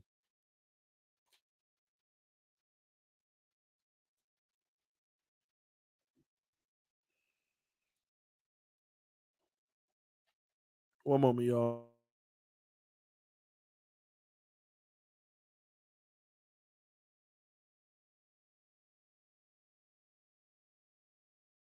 Make sure you drink some water, okay? I will. My bad, y'all. Teams will be forced to play zone D, no man defense. TD say Tua eats against zone defense. There's different type of zone, though. The thing that Tua struggles with, see, he can eat in the base zone. But what he struggles with is the disguise zone because there's different zones. You don't know what a team is in. And that's what Tennessee did a lot of. They disguise zones. You thought it was cover 2, but it was Tampa. It was Tampa 2. You thought it was this, but it was that. That's where it gets tricky for Tua. Team that mix it up like that. Or a team that plays very good match zone. And what I mean is, like, I hate when we play zone because a guy can come in your zone and you just watch him go by. But a great zone team, as soon as you come in my zone, I'm coming to get you, and I'm going to usher you out of my zone. And until you leave, I'm with you. Once you leave, I'm backing out back in my spot. We don't even do that when we play zone. We just let guys come across. He catch it. Oh, then you tackle. I hate them weak defenses like that, man.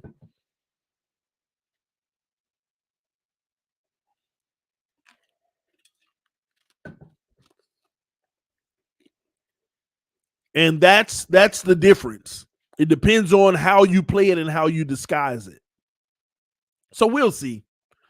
We'll see what teams try to do against us, but what we will not see is single high safety. So all this stretching the field y'all think we going to be doing in deep balls all day, man, this ain't happening. You going to get some deep crossing routes for 30 yards and you be like, yeah, we got a good one. But you ain't getting these freaking 50-yard go routes. I mean, sometimes you'll break one in when you give an I formation and you send a single man route on the outside or a 2-man, pro set, you know. Sometimes you'll get a single high look if we load the box. You know, that happens. Depending on who we play. But it's not going to be common, okay? It's been hard for Tua since he said it was easy, in my opinion. Well, that's true. Single high man gave Tua problems. That did give him problems. But a lot of times when we had the single high man, they had an extra guy coming in on pressure. And what that also did is made him get rid of the ball fast, in which he had to find somebody fast. And maybe that play wasn't designed for that. But that's another thing. This is the last thing I'm going to say about this. This is bigger than what play we call.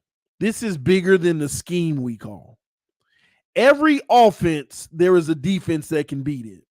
And every defense has an offense that can beat it. Let me say that again. Every offensive play you want run, there is a defense that can shut it down.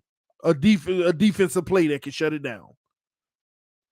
Every defensive play you run, there is an offensive play that can obliterate it. You don't know what the teams are running on both sides. That's the mystery of the game, right? But the difference in all of it is when you get to the line of scrimmage and you get certain indicators and you see certain formations the defense is in, the only thing that makes a difference is if you know the package of plays that can beat that formation and the different things they can do out of that formation. And that, ladies and gentlemen, nobody can debate about. We ain't there at all. That's something that we can only hope that Tua will gain years to come after he gets comfortable in just the basic stuff. Let's just be honest about it. And that's the difference between the people that can make life easier for everybody around them versus the people that just go out there to do their job. And nothing's wrong with going out there and doing your job, but you're in a whole nother stratosphere when you can do your job and make everybody else's job easier because you're the ultimate, what do I want to call it, leader? You're the ultimate coach on the field. You're changing the play to make life easier for everybody. Look at that. They're sending two guys on the edge on the right side. Jesse Davis in trouble. He ain't going to know who to get. Matter of fact, I don't need you to go in the flat anymore, running back. Hey, I need you to help him pick this guy up over here. Screw that flat route. Because I see on the back end, my comeback route should be there. And if not, I'll come back on the deep post. Different stuff like that. Knowing every position, what's going to happen on this play. I know what my play is, and I know what everybody's going to do. Now, what is the defense? He's sent him in motion. Okay, they man, he's got him, he's got him, he's got him. If they do disguise, they can only do it from this side. Create, and then you know what you need to do. And it ain't easy. I'm not sitting here making it seem like it's the easiest thing in the world.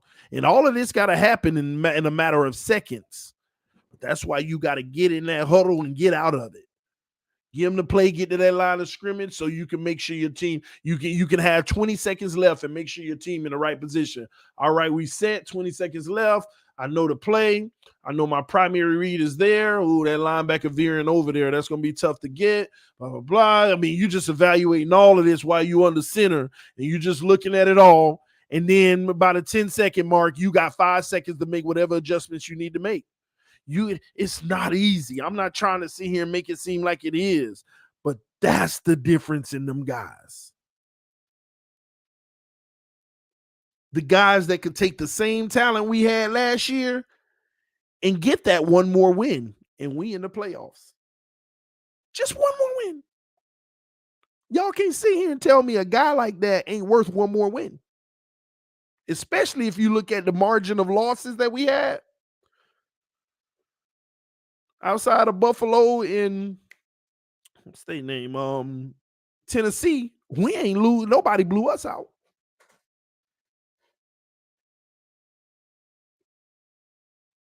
So we can't expect that from him this year because you got to learn a whole new playbook to begin with, and that's something he struggled with. Period. Just learning, and that ain't a knock. We got evidence of that, historic evidence.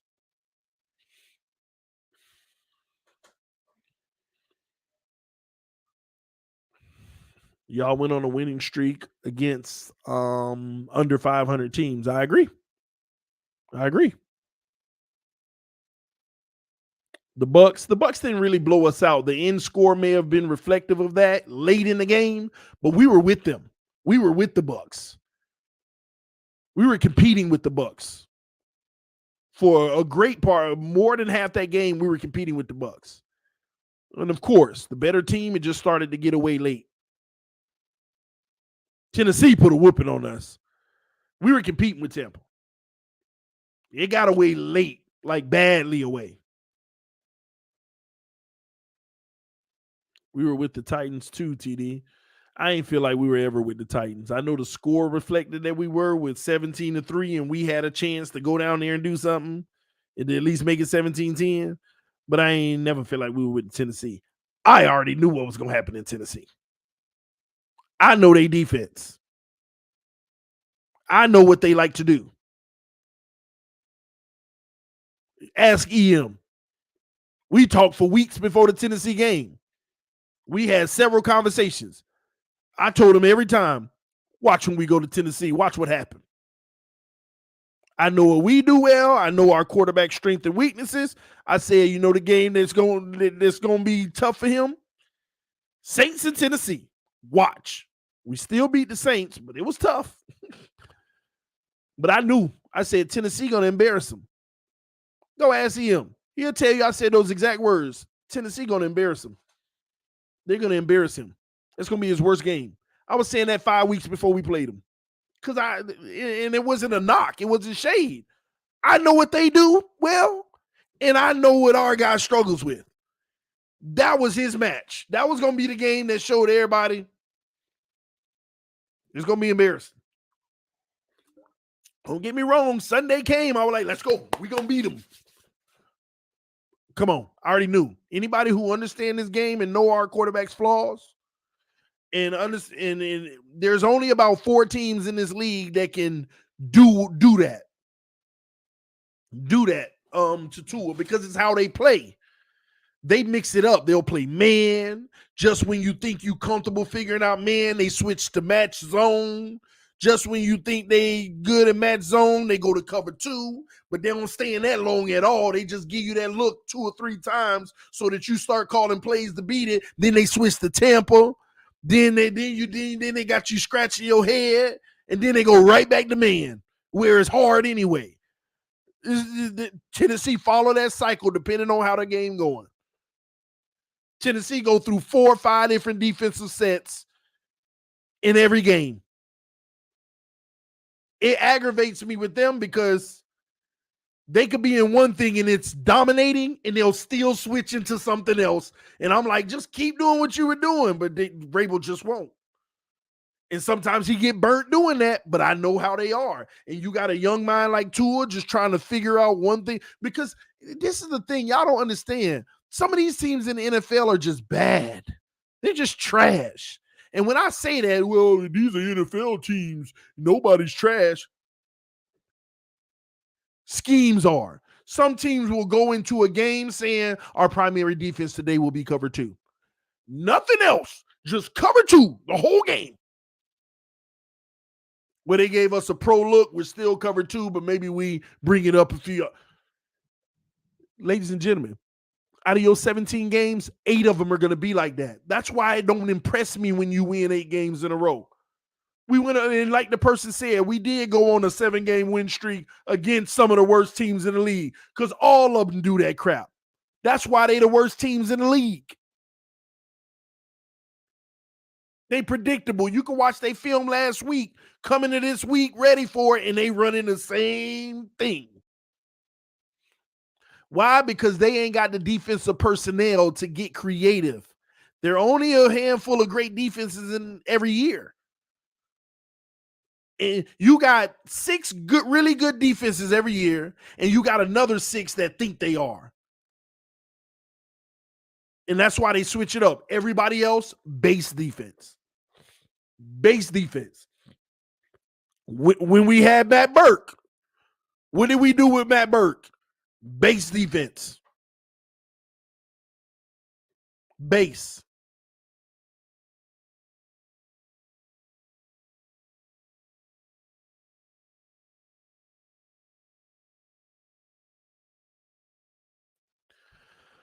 My bad. Remember the Mike White love. So that's all I'm saying, man. That's why I don't get intrigued about when we win games. I'm an eye test person. Let me look at the level of competition. I know what games, if you really make improvement, where you will show up. Where you will show up. Matter of fact, let me do this for y'all real quick. I'm going to pull up our schedule next year. And I'm going to tell you what games where it'll be a real measuring stick and what games won't. Let me show you.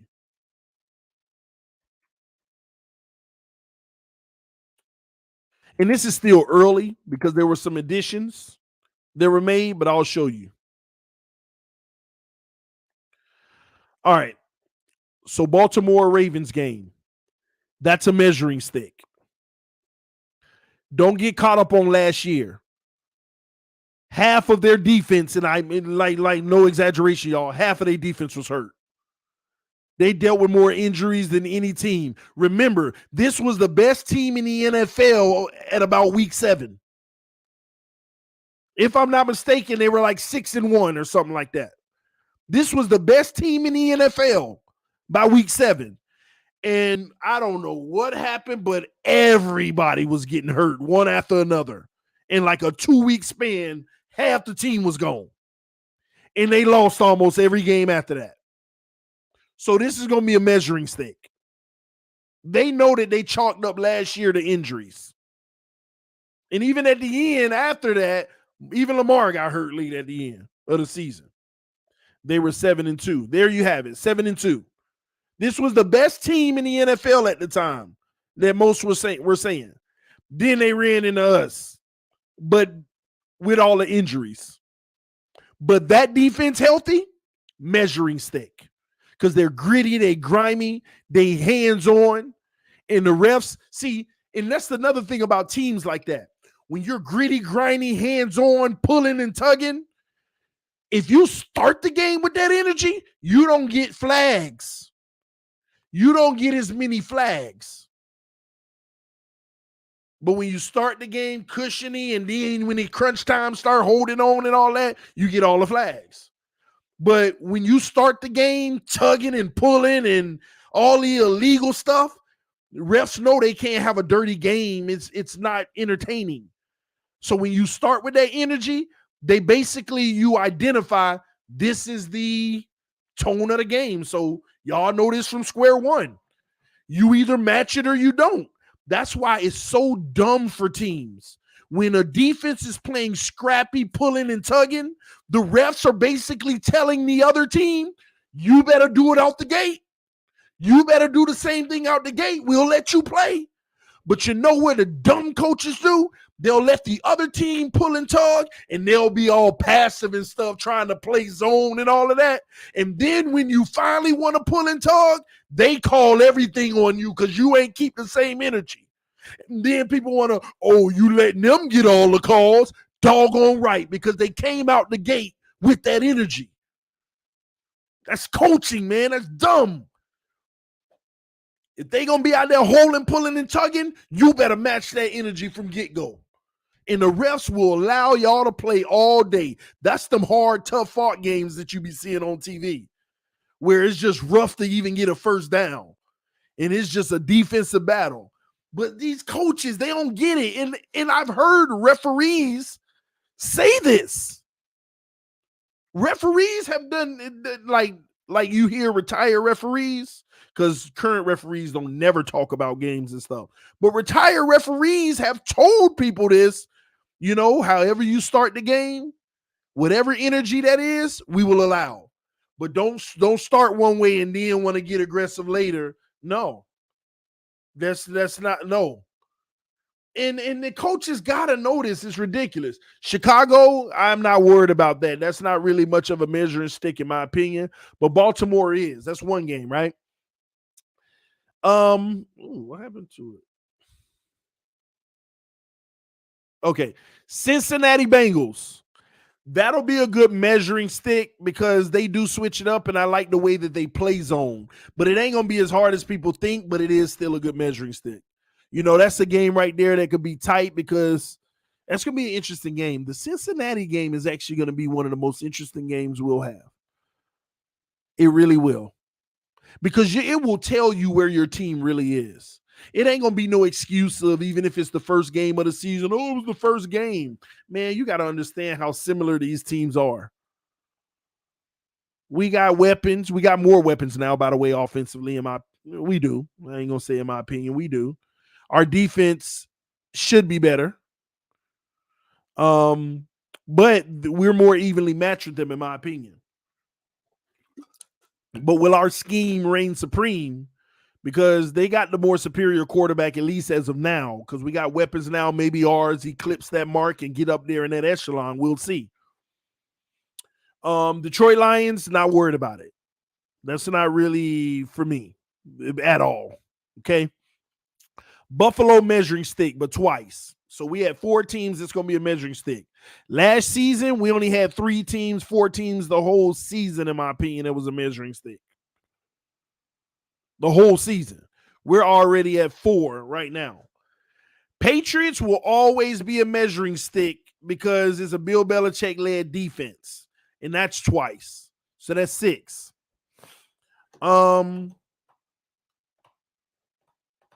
me see here. Hey, where my mouse went? Oh, here it is.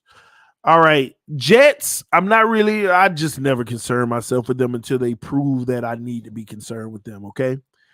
The Browns, measuring stick. That's number 5. That's number 7, actually. The Browns. That's going to be a great game, too. Depending on what quarterback plays and when it is in the season. That'll be a great game. Pittsburgh Steelers are going to be a massive measuring stick because there's storyline to that game. And they play that type of defense, though. They play that type of defense that's going to get at you just like, they matter of fact, if they have the right personnel, they'll play it better than anybody. They'll play it better than anybody I named, even better than Tennessee. The type of stymie defense that we don't like, that our players tend to not like, the Pittsburgh Steelers, I'm going to say this right now, could be the toughest defense that we face based off of our offense, based off of Tua Tagovailoa's skill set. If their personnel is right and they 100% healthy, they're going to be the hardest. Some of y'all may not see that, but trust me, they will. But we're already at 8. Green Bay, I'm not sold anymore on their defense after this season. It still will be a measuring stick for the simple fact that you may have to deal with keeping up with points. And again, what time of year, what weather, where is it, that game? Oh, it's going to be in Miami, so that don't matter. I ain't worrying about Green Bay. I mean, I know a lot of people will because it's Aaron Rodgers, but I'm just not from their defense with this speed. Minnesota, I'm not as worried about them. Again, another team that you just got to make sure you keep up with points. I mean, they got a good defense, but I'm not worried. Chargers, big time measuring stick this year. Their defense, we got to see how they're going to have a great defense just like ours. And their offense is already on cloud 9. In the last one, because Texans won't, but San Francisco. They always defensive driven, and they're going to be doing exactly what we're doing. I just think that we have more talent doing it now. So let's see where that gets us. But you notice that there's 10 teams.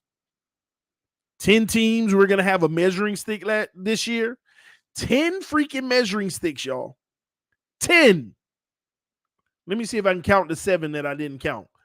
Texans, Jets twice, Minnesota, which will still be a tough game. I just don't like it as a measuring stick. Green Bay, which will still be a tough game. I just don't look at it as a measuring stick. 2 more is the Lions and the Bears. But when you put it all together, the 10 measuring sticks plus Green Bay in Minnesota, we got 12 tough games, period. And it's the NFL. You know, you hope that you don't get beat by them scrubs, the Jets, the Texans, and all of them. But we got 12 tough games, period. This is one of the toughest schedules, especially that free agency is over and we already got to look at some of these teams without the draft. All they can do is really get better in the draft. We got 12 tough games. Brown's going to be tough. I already said that. We got 12 legitimate tough games. 12.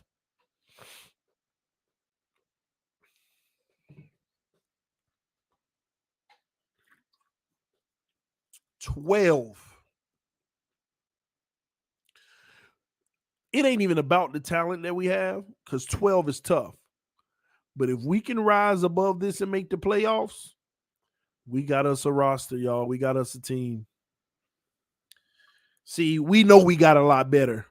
But I ain't never seen a harder schedule. Like every year I'm counting up 6 or 7 real tough opponents. Like, you know how you like I'm gonna be honest with y'all. If we want to be realists, I know we like the Armstead and Tyreek Hill, right? And we mix it all together. Oh, we gonna beat them, we gonna beat them, we gonna beat them, we gonna beat them. If we just base it off of, to be honest with you, like, let me tell you what the professionals are gonna say. The professionals are gonna say we're gonna lose to the Ravens, we're gonna lose to the Bengals, we'll lose to Buffalo twice. We'll split with the Patriots, even though we know we should beat them twice. But that's what those experts are going to say. We'll split with them. We'll lose to the Browns if Deshaun playing. We'll lose a tight one to Pittsburgh. We'll lose to Green Bay. Minnesota, they may give it to us. I'm going to do that since they say we'll lose to Pittsburgh. We'll lose to the Chargers. The experts will tell us we're going to lose 9 games, go 8-9. And we'll win 3 of those tough games.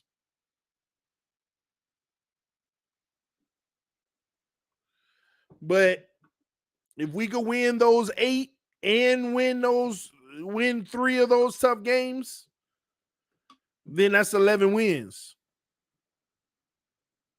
TD, you really don't think Tua can win with this team?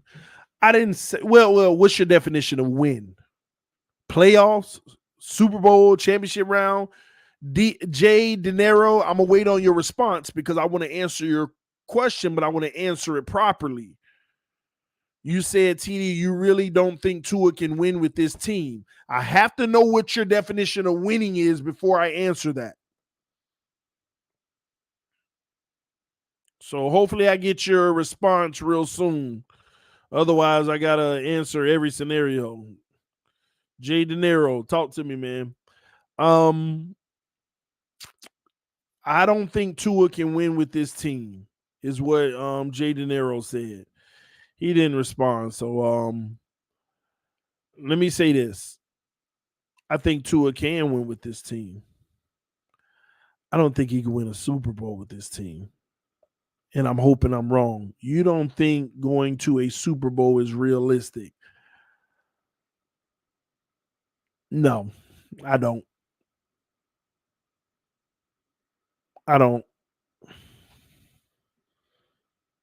It's possible, but not favored. We got Teron Armstead and Tyreek Hill, right? Why would the Bengals think that we got better than them all of a sudden? I want you to think about that. Why would the Bengals think that we got better? Of course, we're Dolphin fans. We think we got better than everybody and we can go to the Super Bowl. Bam. Right? But why would the Bengals think that the Dolphins got better than them? They got Armstead. We got 4 legitimate offensive linemen and we only need 3. We only needed 3, but we went and got 4 anyway. And all of them in green, PFF. I know it's PFF, but still, all of them are good. They got Armstead and a left guard from Dallas. We only needed 3 offensive linemen, the whole right side. We went and got 4 anyway. That's what they did. Got more weapons and got better on defense. And got players at a cheap deal on top of it. So why would the Bengals think that we got better than them? Just because of Armstead, who barely can stay healthy, and Tyreek Hill? Didn't they play Tyreek Hill with the Patrick Mahomes? Didn't they play Tyreek? Did they? Let me make sure I ain't tripping here. The Bengals played the Chiefs, right? Yeah. Didn't they play them? What was the outcome? And you can't tell me the Chiefs ain't got an O-line that was better than ours, and that still can arguably be considered better than ours, even with Armstead. All we did is got an O-line now that can keep up with the pack. One guy that's Armstead that's like the big name, but all of these top teams got an offensive lineman on their roster that's a top name. But as a collective group, there's still a lot of O-lines better than ours. So why would the Bengals think that we got better than them? And we already know the quarterback situation. And hopefully the talent around Tua elevates him. Because that's the funny thing about the Bengals. You can't make the argument that the talent around him is what elevated him. Did you see the game where the man got sacked 10 times? He didn't just get sacked 10 times. They took Chase out the game. Chase had that one bubble screen that he took. Outside of that, they took him out the game. He was forced to keep hitting the little tight end and the other guys. They took Chase out their game. We can't sit here and say, but look at all the talent around them. He was forced to use everybody else outside of Chase with a bad O-line. So why would the Bengals think that we got better than them? That's what you got to ask yourself. Buffalo.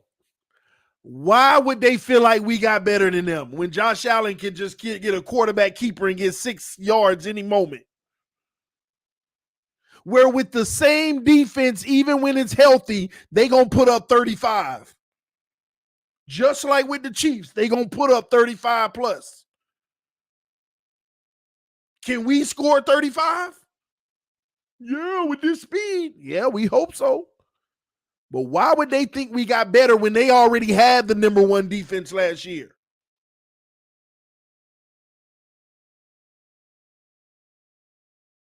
And I ain't being negative. I'm answering the question. Why would they think that we got better? They already got an O-line. Josh Allen can sit back there for 12 years. Y'all know it. Y'all watch the games.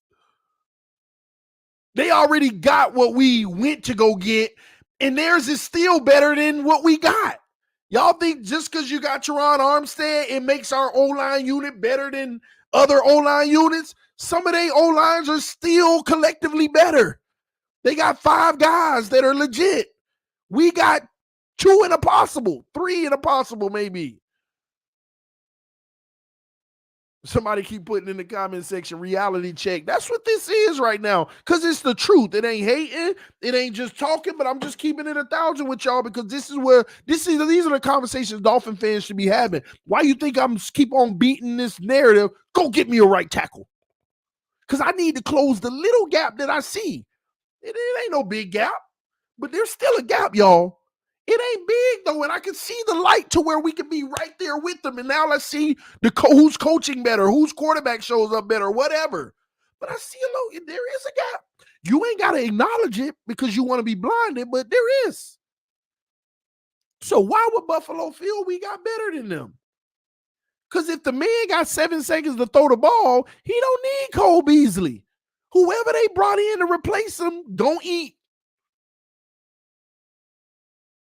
And not to mention, nobody there. Let me go get my 6 yards running.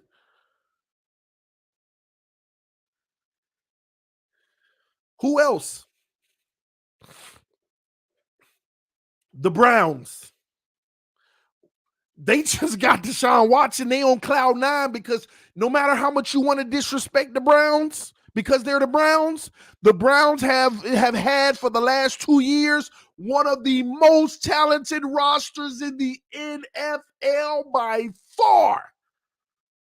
Them and Colts. 2 teams that have underachieved but have better talent than some of the overachieving teams. But they could never get the quarterback. And now they got one. And watch, when they sign Will Fuller, y'all gonna be so mad when he get his 1,000 yards and he eating. Y'all gonna be so mad that we gave that man $11 million for free. But you can't be mad because it was a part of a plan. We just didn't finish the execution of it. I'm just saying. Watson will be suspended. Even if he is, you better hope that it's during when we play him. That's all I'm saying. Who else? Green Bay. They'll never think we got better than them. They'll respect us, but I think we can beat Green Bay if everything is hitting on cylinders, and I think that we could be a better team. But let's keep going. The Chargers. Why would the Chargers think that we got better than them? They were already putting up 30 a game, 30 plus. They already ain't had no issues on offense. They need to fix a thing on offense. And what did they do? Put all their money on defense. And some could argue their defense is built better than ours now. You could argue that. They finally got their secondary, which was their biggest hole, brought in the biggest free agent in the secondary in J.C. Jackson. You don't even argue about pass rush. We don't even – listen, y'all get mad at me all you want. We don't even compete when it comes to pass rush. Ours is schematic-based. Theirs will be organic, period.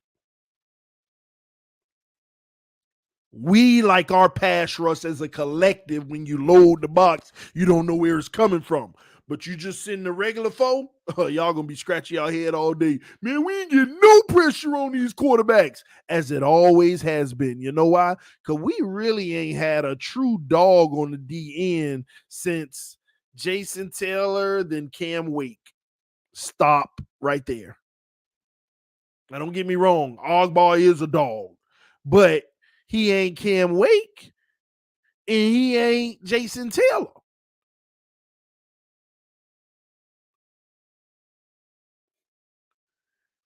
The Chargers gonna get there, and they linebacking core is legitimately legit. So some would argue their defense is better than ours now. As Dolphin fans, we wouldn't dare concede that. But why would they fear? Why would they think that we got better than them because of an offensive lineman when they already got 5 great old? Now, you talk about an O-line, go look at the Chargers. You talk about a real O-line, go look at the Chargers. You talk about offensive weapons and receivers and stuff, go look at the Chargers. Yeah, we got speed, but they got size and speed.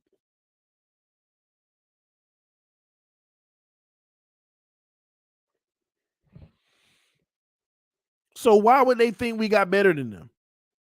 And then last but not least, the San Francisco 49ers, which I do think we got better than them. But why would they think we did? We're going to try to put Tyreek in a Debo role, but Debo is Debo. Tyreek even said, well, we talked about how they utilize Debo and what's in store for me. Oh, so you're going to try to be like him in this system. Debo is Debo. Debo, that dude. See, Debo ain't just the passing threat. He the running threat. Some could argue it makes Debo more valuable than Tyreek, especially being younger.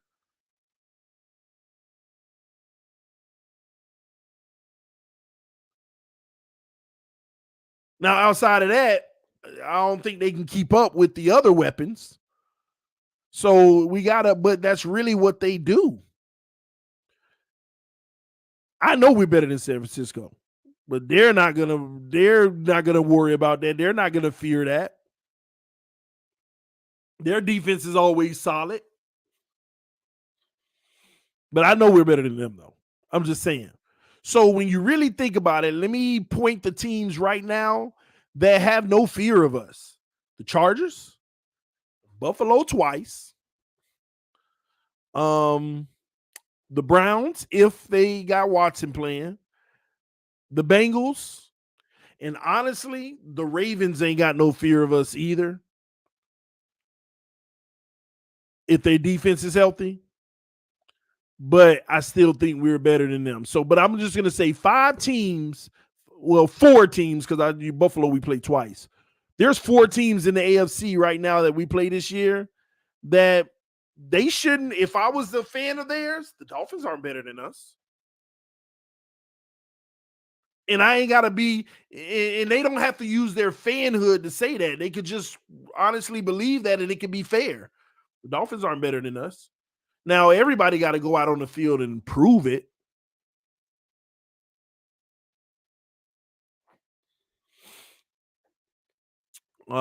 This guy, Blessed King, said, this dude isn't a Dolphins fan. He always talking about how doubt the Miami Dolphins. This guy is a fake FRL. I don't even know what this lame talk about.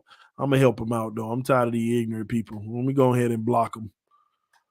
I don't know why they got to leave a message and tell other people he's not a real Dolphin fan. Y'all stop listening to him. Please stop listening to him. He's not a real fan. Trust me, he's not a real friend. He's always doubting us. Ain't nobody always doubting us. I'm giving the reality, the truth. We need to go get a right tackle. I'll say that though. Talk your talk, TD. Salute. I always will. TD, we know right tackle is priority, or they are sold on either Jackson and Eichenberg playing right tackle. What if the Fins sign free agent center J.C. Treader and trade for wide receiver Michael Thomas instead of right tackle? What you say? Now, I would rather keep the center position the way it is because, also you got to think about chemistry with the center and quarterback exchange. That's something that does matter.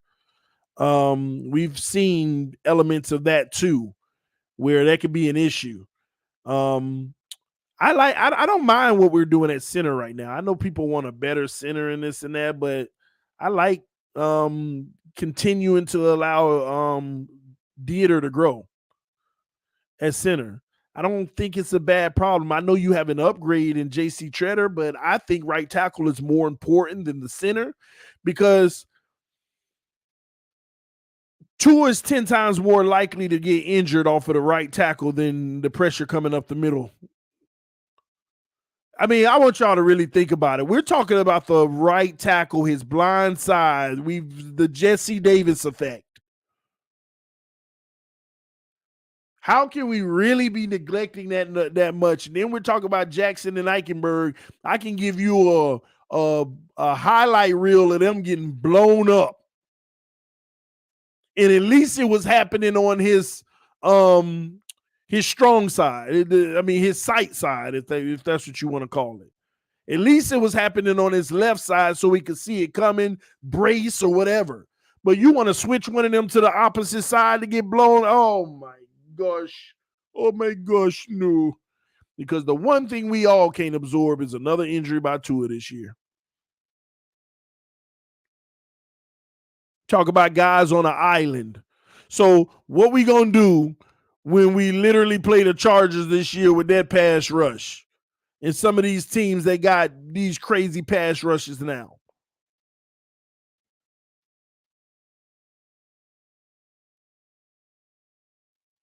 That's all I'm saying. My priority is right tackle. I'm good with the center. Because remember, you'll have Hunt, and I keep forgetting Buddy's name from Dallas. I don't know why, Colin or whatever. You'll have 2 really good solid guards squeezing him. That's what you're supposed to have anyway.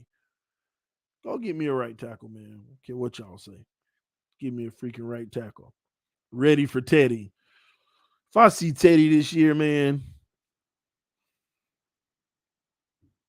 If I see Teddy this year, it's all a failure. Because at the end of the day, let's be honest. This is Tua Tagovailoa's season. This is his time to shine. Everything is on him. This is where he can become our guy. That's all I'm saying. I don't care if Tua get hurt for 3 games and then he back for the rest. The man can't afford an injury this year at all. So don't let the line be the reason why. I don't care if the man play excellent football, and if he missed 3 games, 3 years, 3 injuries. 4 injuries, technically, maybe even 5. You got all these fingers and thumbs and ribs and hip and all kind of stuff. I don't want that man to get hurt. I want him to play every snap offensively this year, and I want him to ball out. I don't want no reasons why something ain't happened. No. I just want it all to happen. Be the guy. Because I'm going to be mad if Teddy come in and play well when I know he ain't the future, but he going to be holding the spot like he is. Then they're going to be like, maybe we could just keep going with Teddy. Oh, jeez. Gosh, man, when we ever going to find a franchise quarterback? That's how I want to avoid that by all means necessary.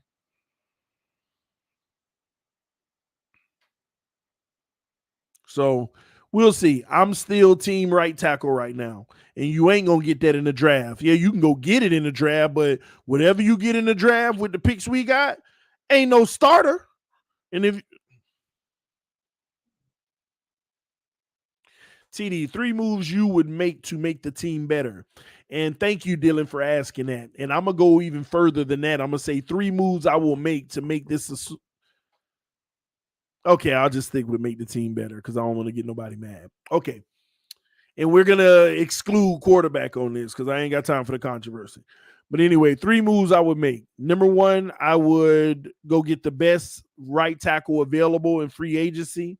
And if you don't feel comfortable with what's still left and available as far as playing at a high level, I would use a 2023 first-round pick and go get somebody off of somebody's roster. I would. I would go invest in a true middle inside linebacker, a leader, spare no expense.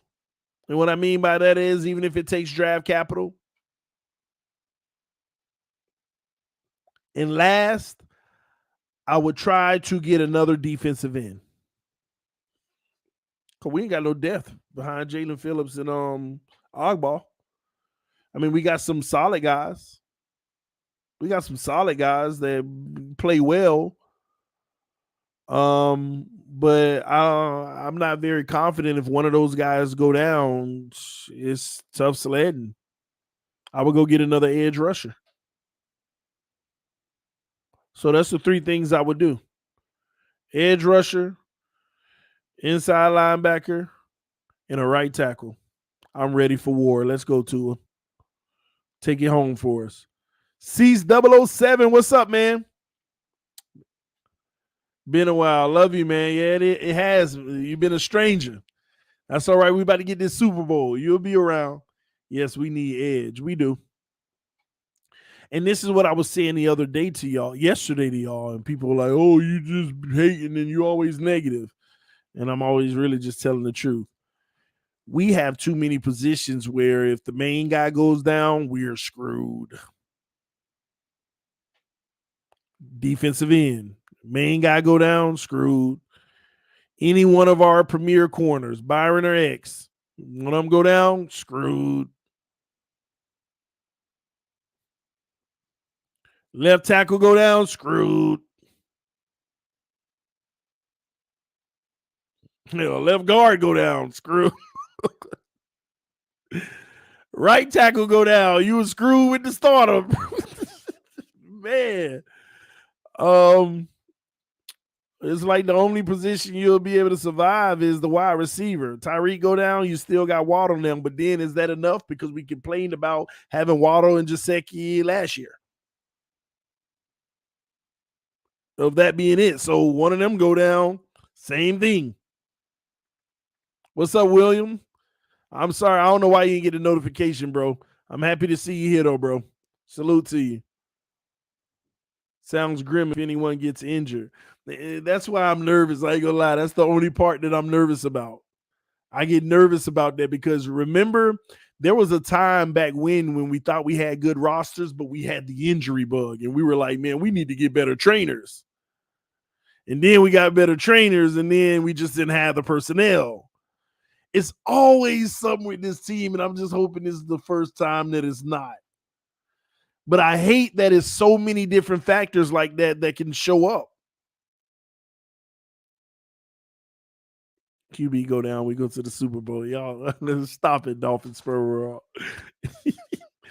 TD, what's your option on Craft? What your option? You gotta have to rewrite that for me, homie.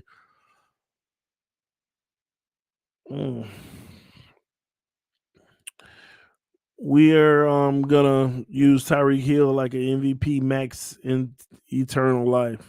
Okay. We had injuries often back then. I hope we don't have to go through that again. But it's happens in the NFL. It does, but that's why you got to prepare for that depth. Like we got depth on the interior line. We got a lot of linebackers. They just not great, but we got a lot of them. Secondary, we're thinner than people think. Safety, I think we as a whole can make it happen because even Byron can go back at the safety position. There's different looks that we can give. But corner, we can't absorb that because even if we send like a Holland who can play corner, now you're gapped up at safety. It's like tough. The DN though, I know you got that's where it could hurt. And I don't know, even the run game. Your premier back goes down is like hopefully the other guys can be that by committee. We'll see. Anyway, man, we're coming up to 2.5 hours almost, man. I expect to do like an hour and a half, but we kept it going. I just wanted to hang out with y'all, answer some questions, and talk through some stuff tonight. And again, I'll see y'all again tomorrow or tomorrow night. I'm gonna try to start going live in the evening more. If it's breaking news, I may hit it, or I can wait till the evening. But I'm gonna start doing a dedicated show as often as I can. Do what we do. But again, I love y'all. I appreciate y'all. Thank y'all so much for your love and support on a regular basis. I know y'all were talking about me hitting 20K. Listen, we're actually literally like 8 away from that. So it'll happen over the next few days. But again, you know me. Sometimes I'll go right back under and lose some. So it is what it is. But love y'all. If you let your friends and family members know about the channel as well. We're also going to start, dropping the link, and letting people on. My son over there, he woke up. I don't know why he out of bed, but he over there playing with the Nerf guns. So I'm about to get on him. Matter of fact, Cammy,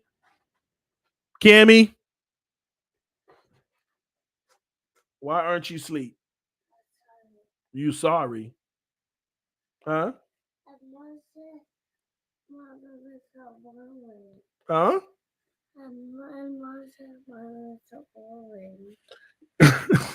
Your room is so boring because you're supposed to be asleep. Say bye-bye. You know, say bye-bye. You're supposed to be asleep. That's why your room is so boring right now, okay? Okay, you ready to go to sleep? I know you're not, but you have to, okay? Because you have to wake up early in the morning. All right, love you. Say, why is you up? My room is so boring because it's bedtime. Oh my god, the kid makes a good point. He a handful. He's a handful. I can't wait. He gonna start school this year in August, man. Thank the Lord of Jesus, man. It's been 4 long years. 4 long years. At first, I was going to put him in daycare at about a year and a half, 2 years, and then COVID hit. Nope, they all home. And I thought about putting him in, then COVID got worse again. And I just like, you know what? He just going to stay home until it's time for him to go to regular school for pre-K. And he's finally going to go to pre-K in August. Whew. TD, you been drinking Crown again? No, I haven't. No. That is awesome. Yeah, time for him to get up out of here. That was hilarious, TD. Cammy Cam is the man. That boy there. I know I'm going to get a phone call from the school every day. Every day. But hopefully it's good stuff. He's just so attached to me, though. He's super attached to me. So hopefully that gets broken. We got to break that. He's too attached to me. So we'll see. Outside of that, man, I will see y'all later. I love y'all. Appreciate y'all. Y'all remember me and the wife. We're gonna try to do some podcasting in the near future. She wants to do something, recreational. So it's something we could do together, relationship type things. So go check out the Dow Family channel. It's the Dow Family if you want to check it out, DOWE. Just subscribe to it so whenever we do, it'll be pretty cool. And we got an announcement coming soon. I'm just waiting, but I'll tell y'all some stuff. But please, you and your family, bless. I don't know where I got please from. Bless you and your family. Thank you, sir. Same to you. Is that the one that reminds you most likely of yourself? No. No. My daughter reminds me mostly of myself. She's the oldest. Junior. She'll be a senior in high school in August. Whew, we just got her driver's license. She reminds me the most of myself. So she'll be 17 in May and then 18 and going off to college. Yeah, my oldest, my baby, my princess, she reminds me most of myself. The rest of the other 4 boys, I all have different personalities and everything.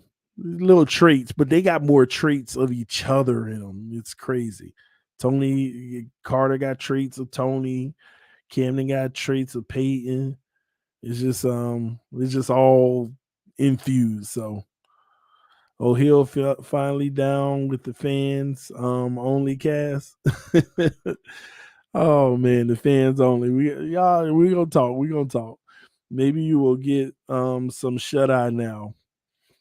No, him going to school ain't for me to get shut eye. It's for me to go harder. It's for me to go harder. Him going to school, I can give y'all 2 pieces of content on Dolphins on this channel every day. One during the day and one at night. But then my all sports channel, I'm going in, baby. I can't wait. As soon as he go to school in August, and I'm trying to do little things now, but as soon as he go to school in August, man, my all sports channel, I'm excited about it because I love my fans and that's my heart. That's my number one. But I want to have a sports channel. I want to talk all sports, just like y'all tune in to Undisputed and First Take every morning. I want to talk about everything happening around the league.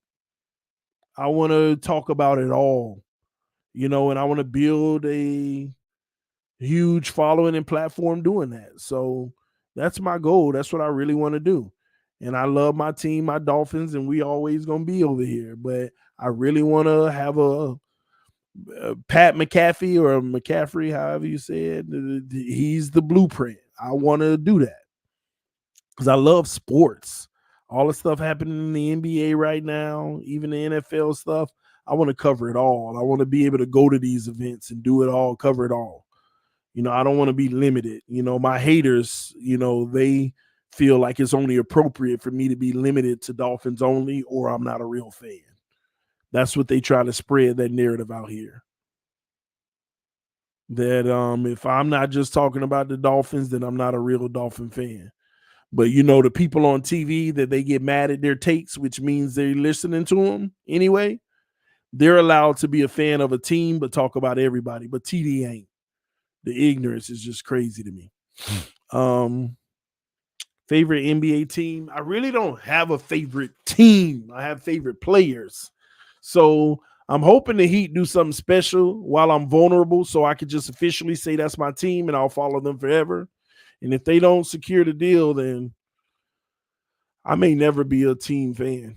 And honestly, I only want to be a fan of the Heat, but I don't even believe in this Heat team now. They frauds to me. Like the Dallas Cowboys, they'll get you up just to drop you on your face. So I'm hoping they prove it wrong so I can say, you know what, I'm going to follow them forever. But I'm not. We'll see. Anyway, love y'all. Got to get out of here. Peace, man. Y'all keep me up. I need to go check on this boy and tuck him in and help him go to sleep. Love y'all. Appreciate y'all.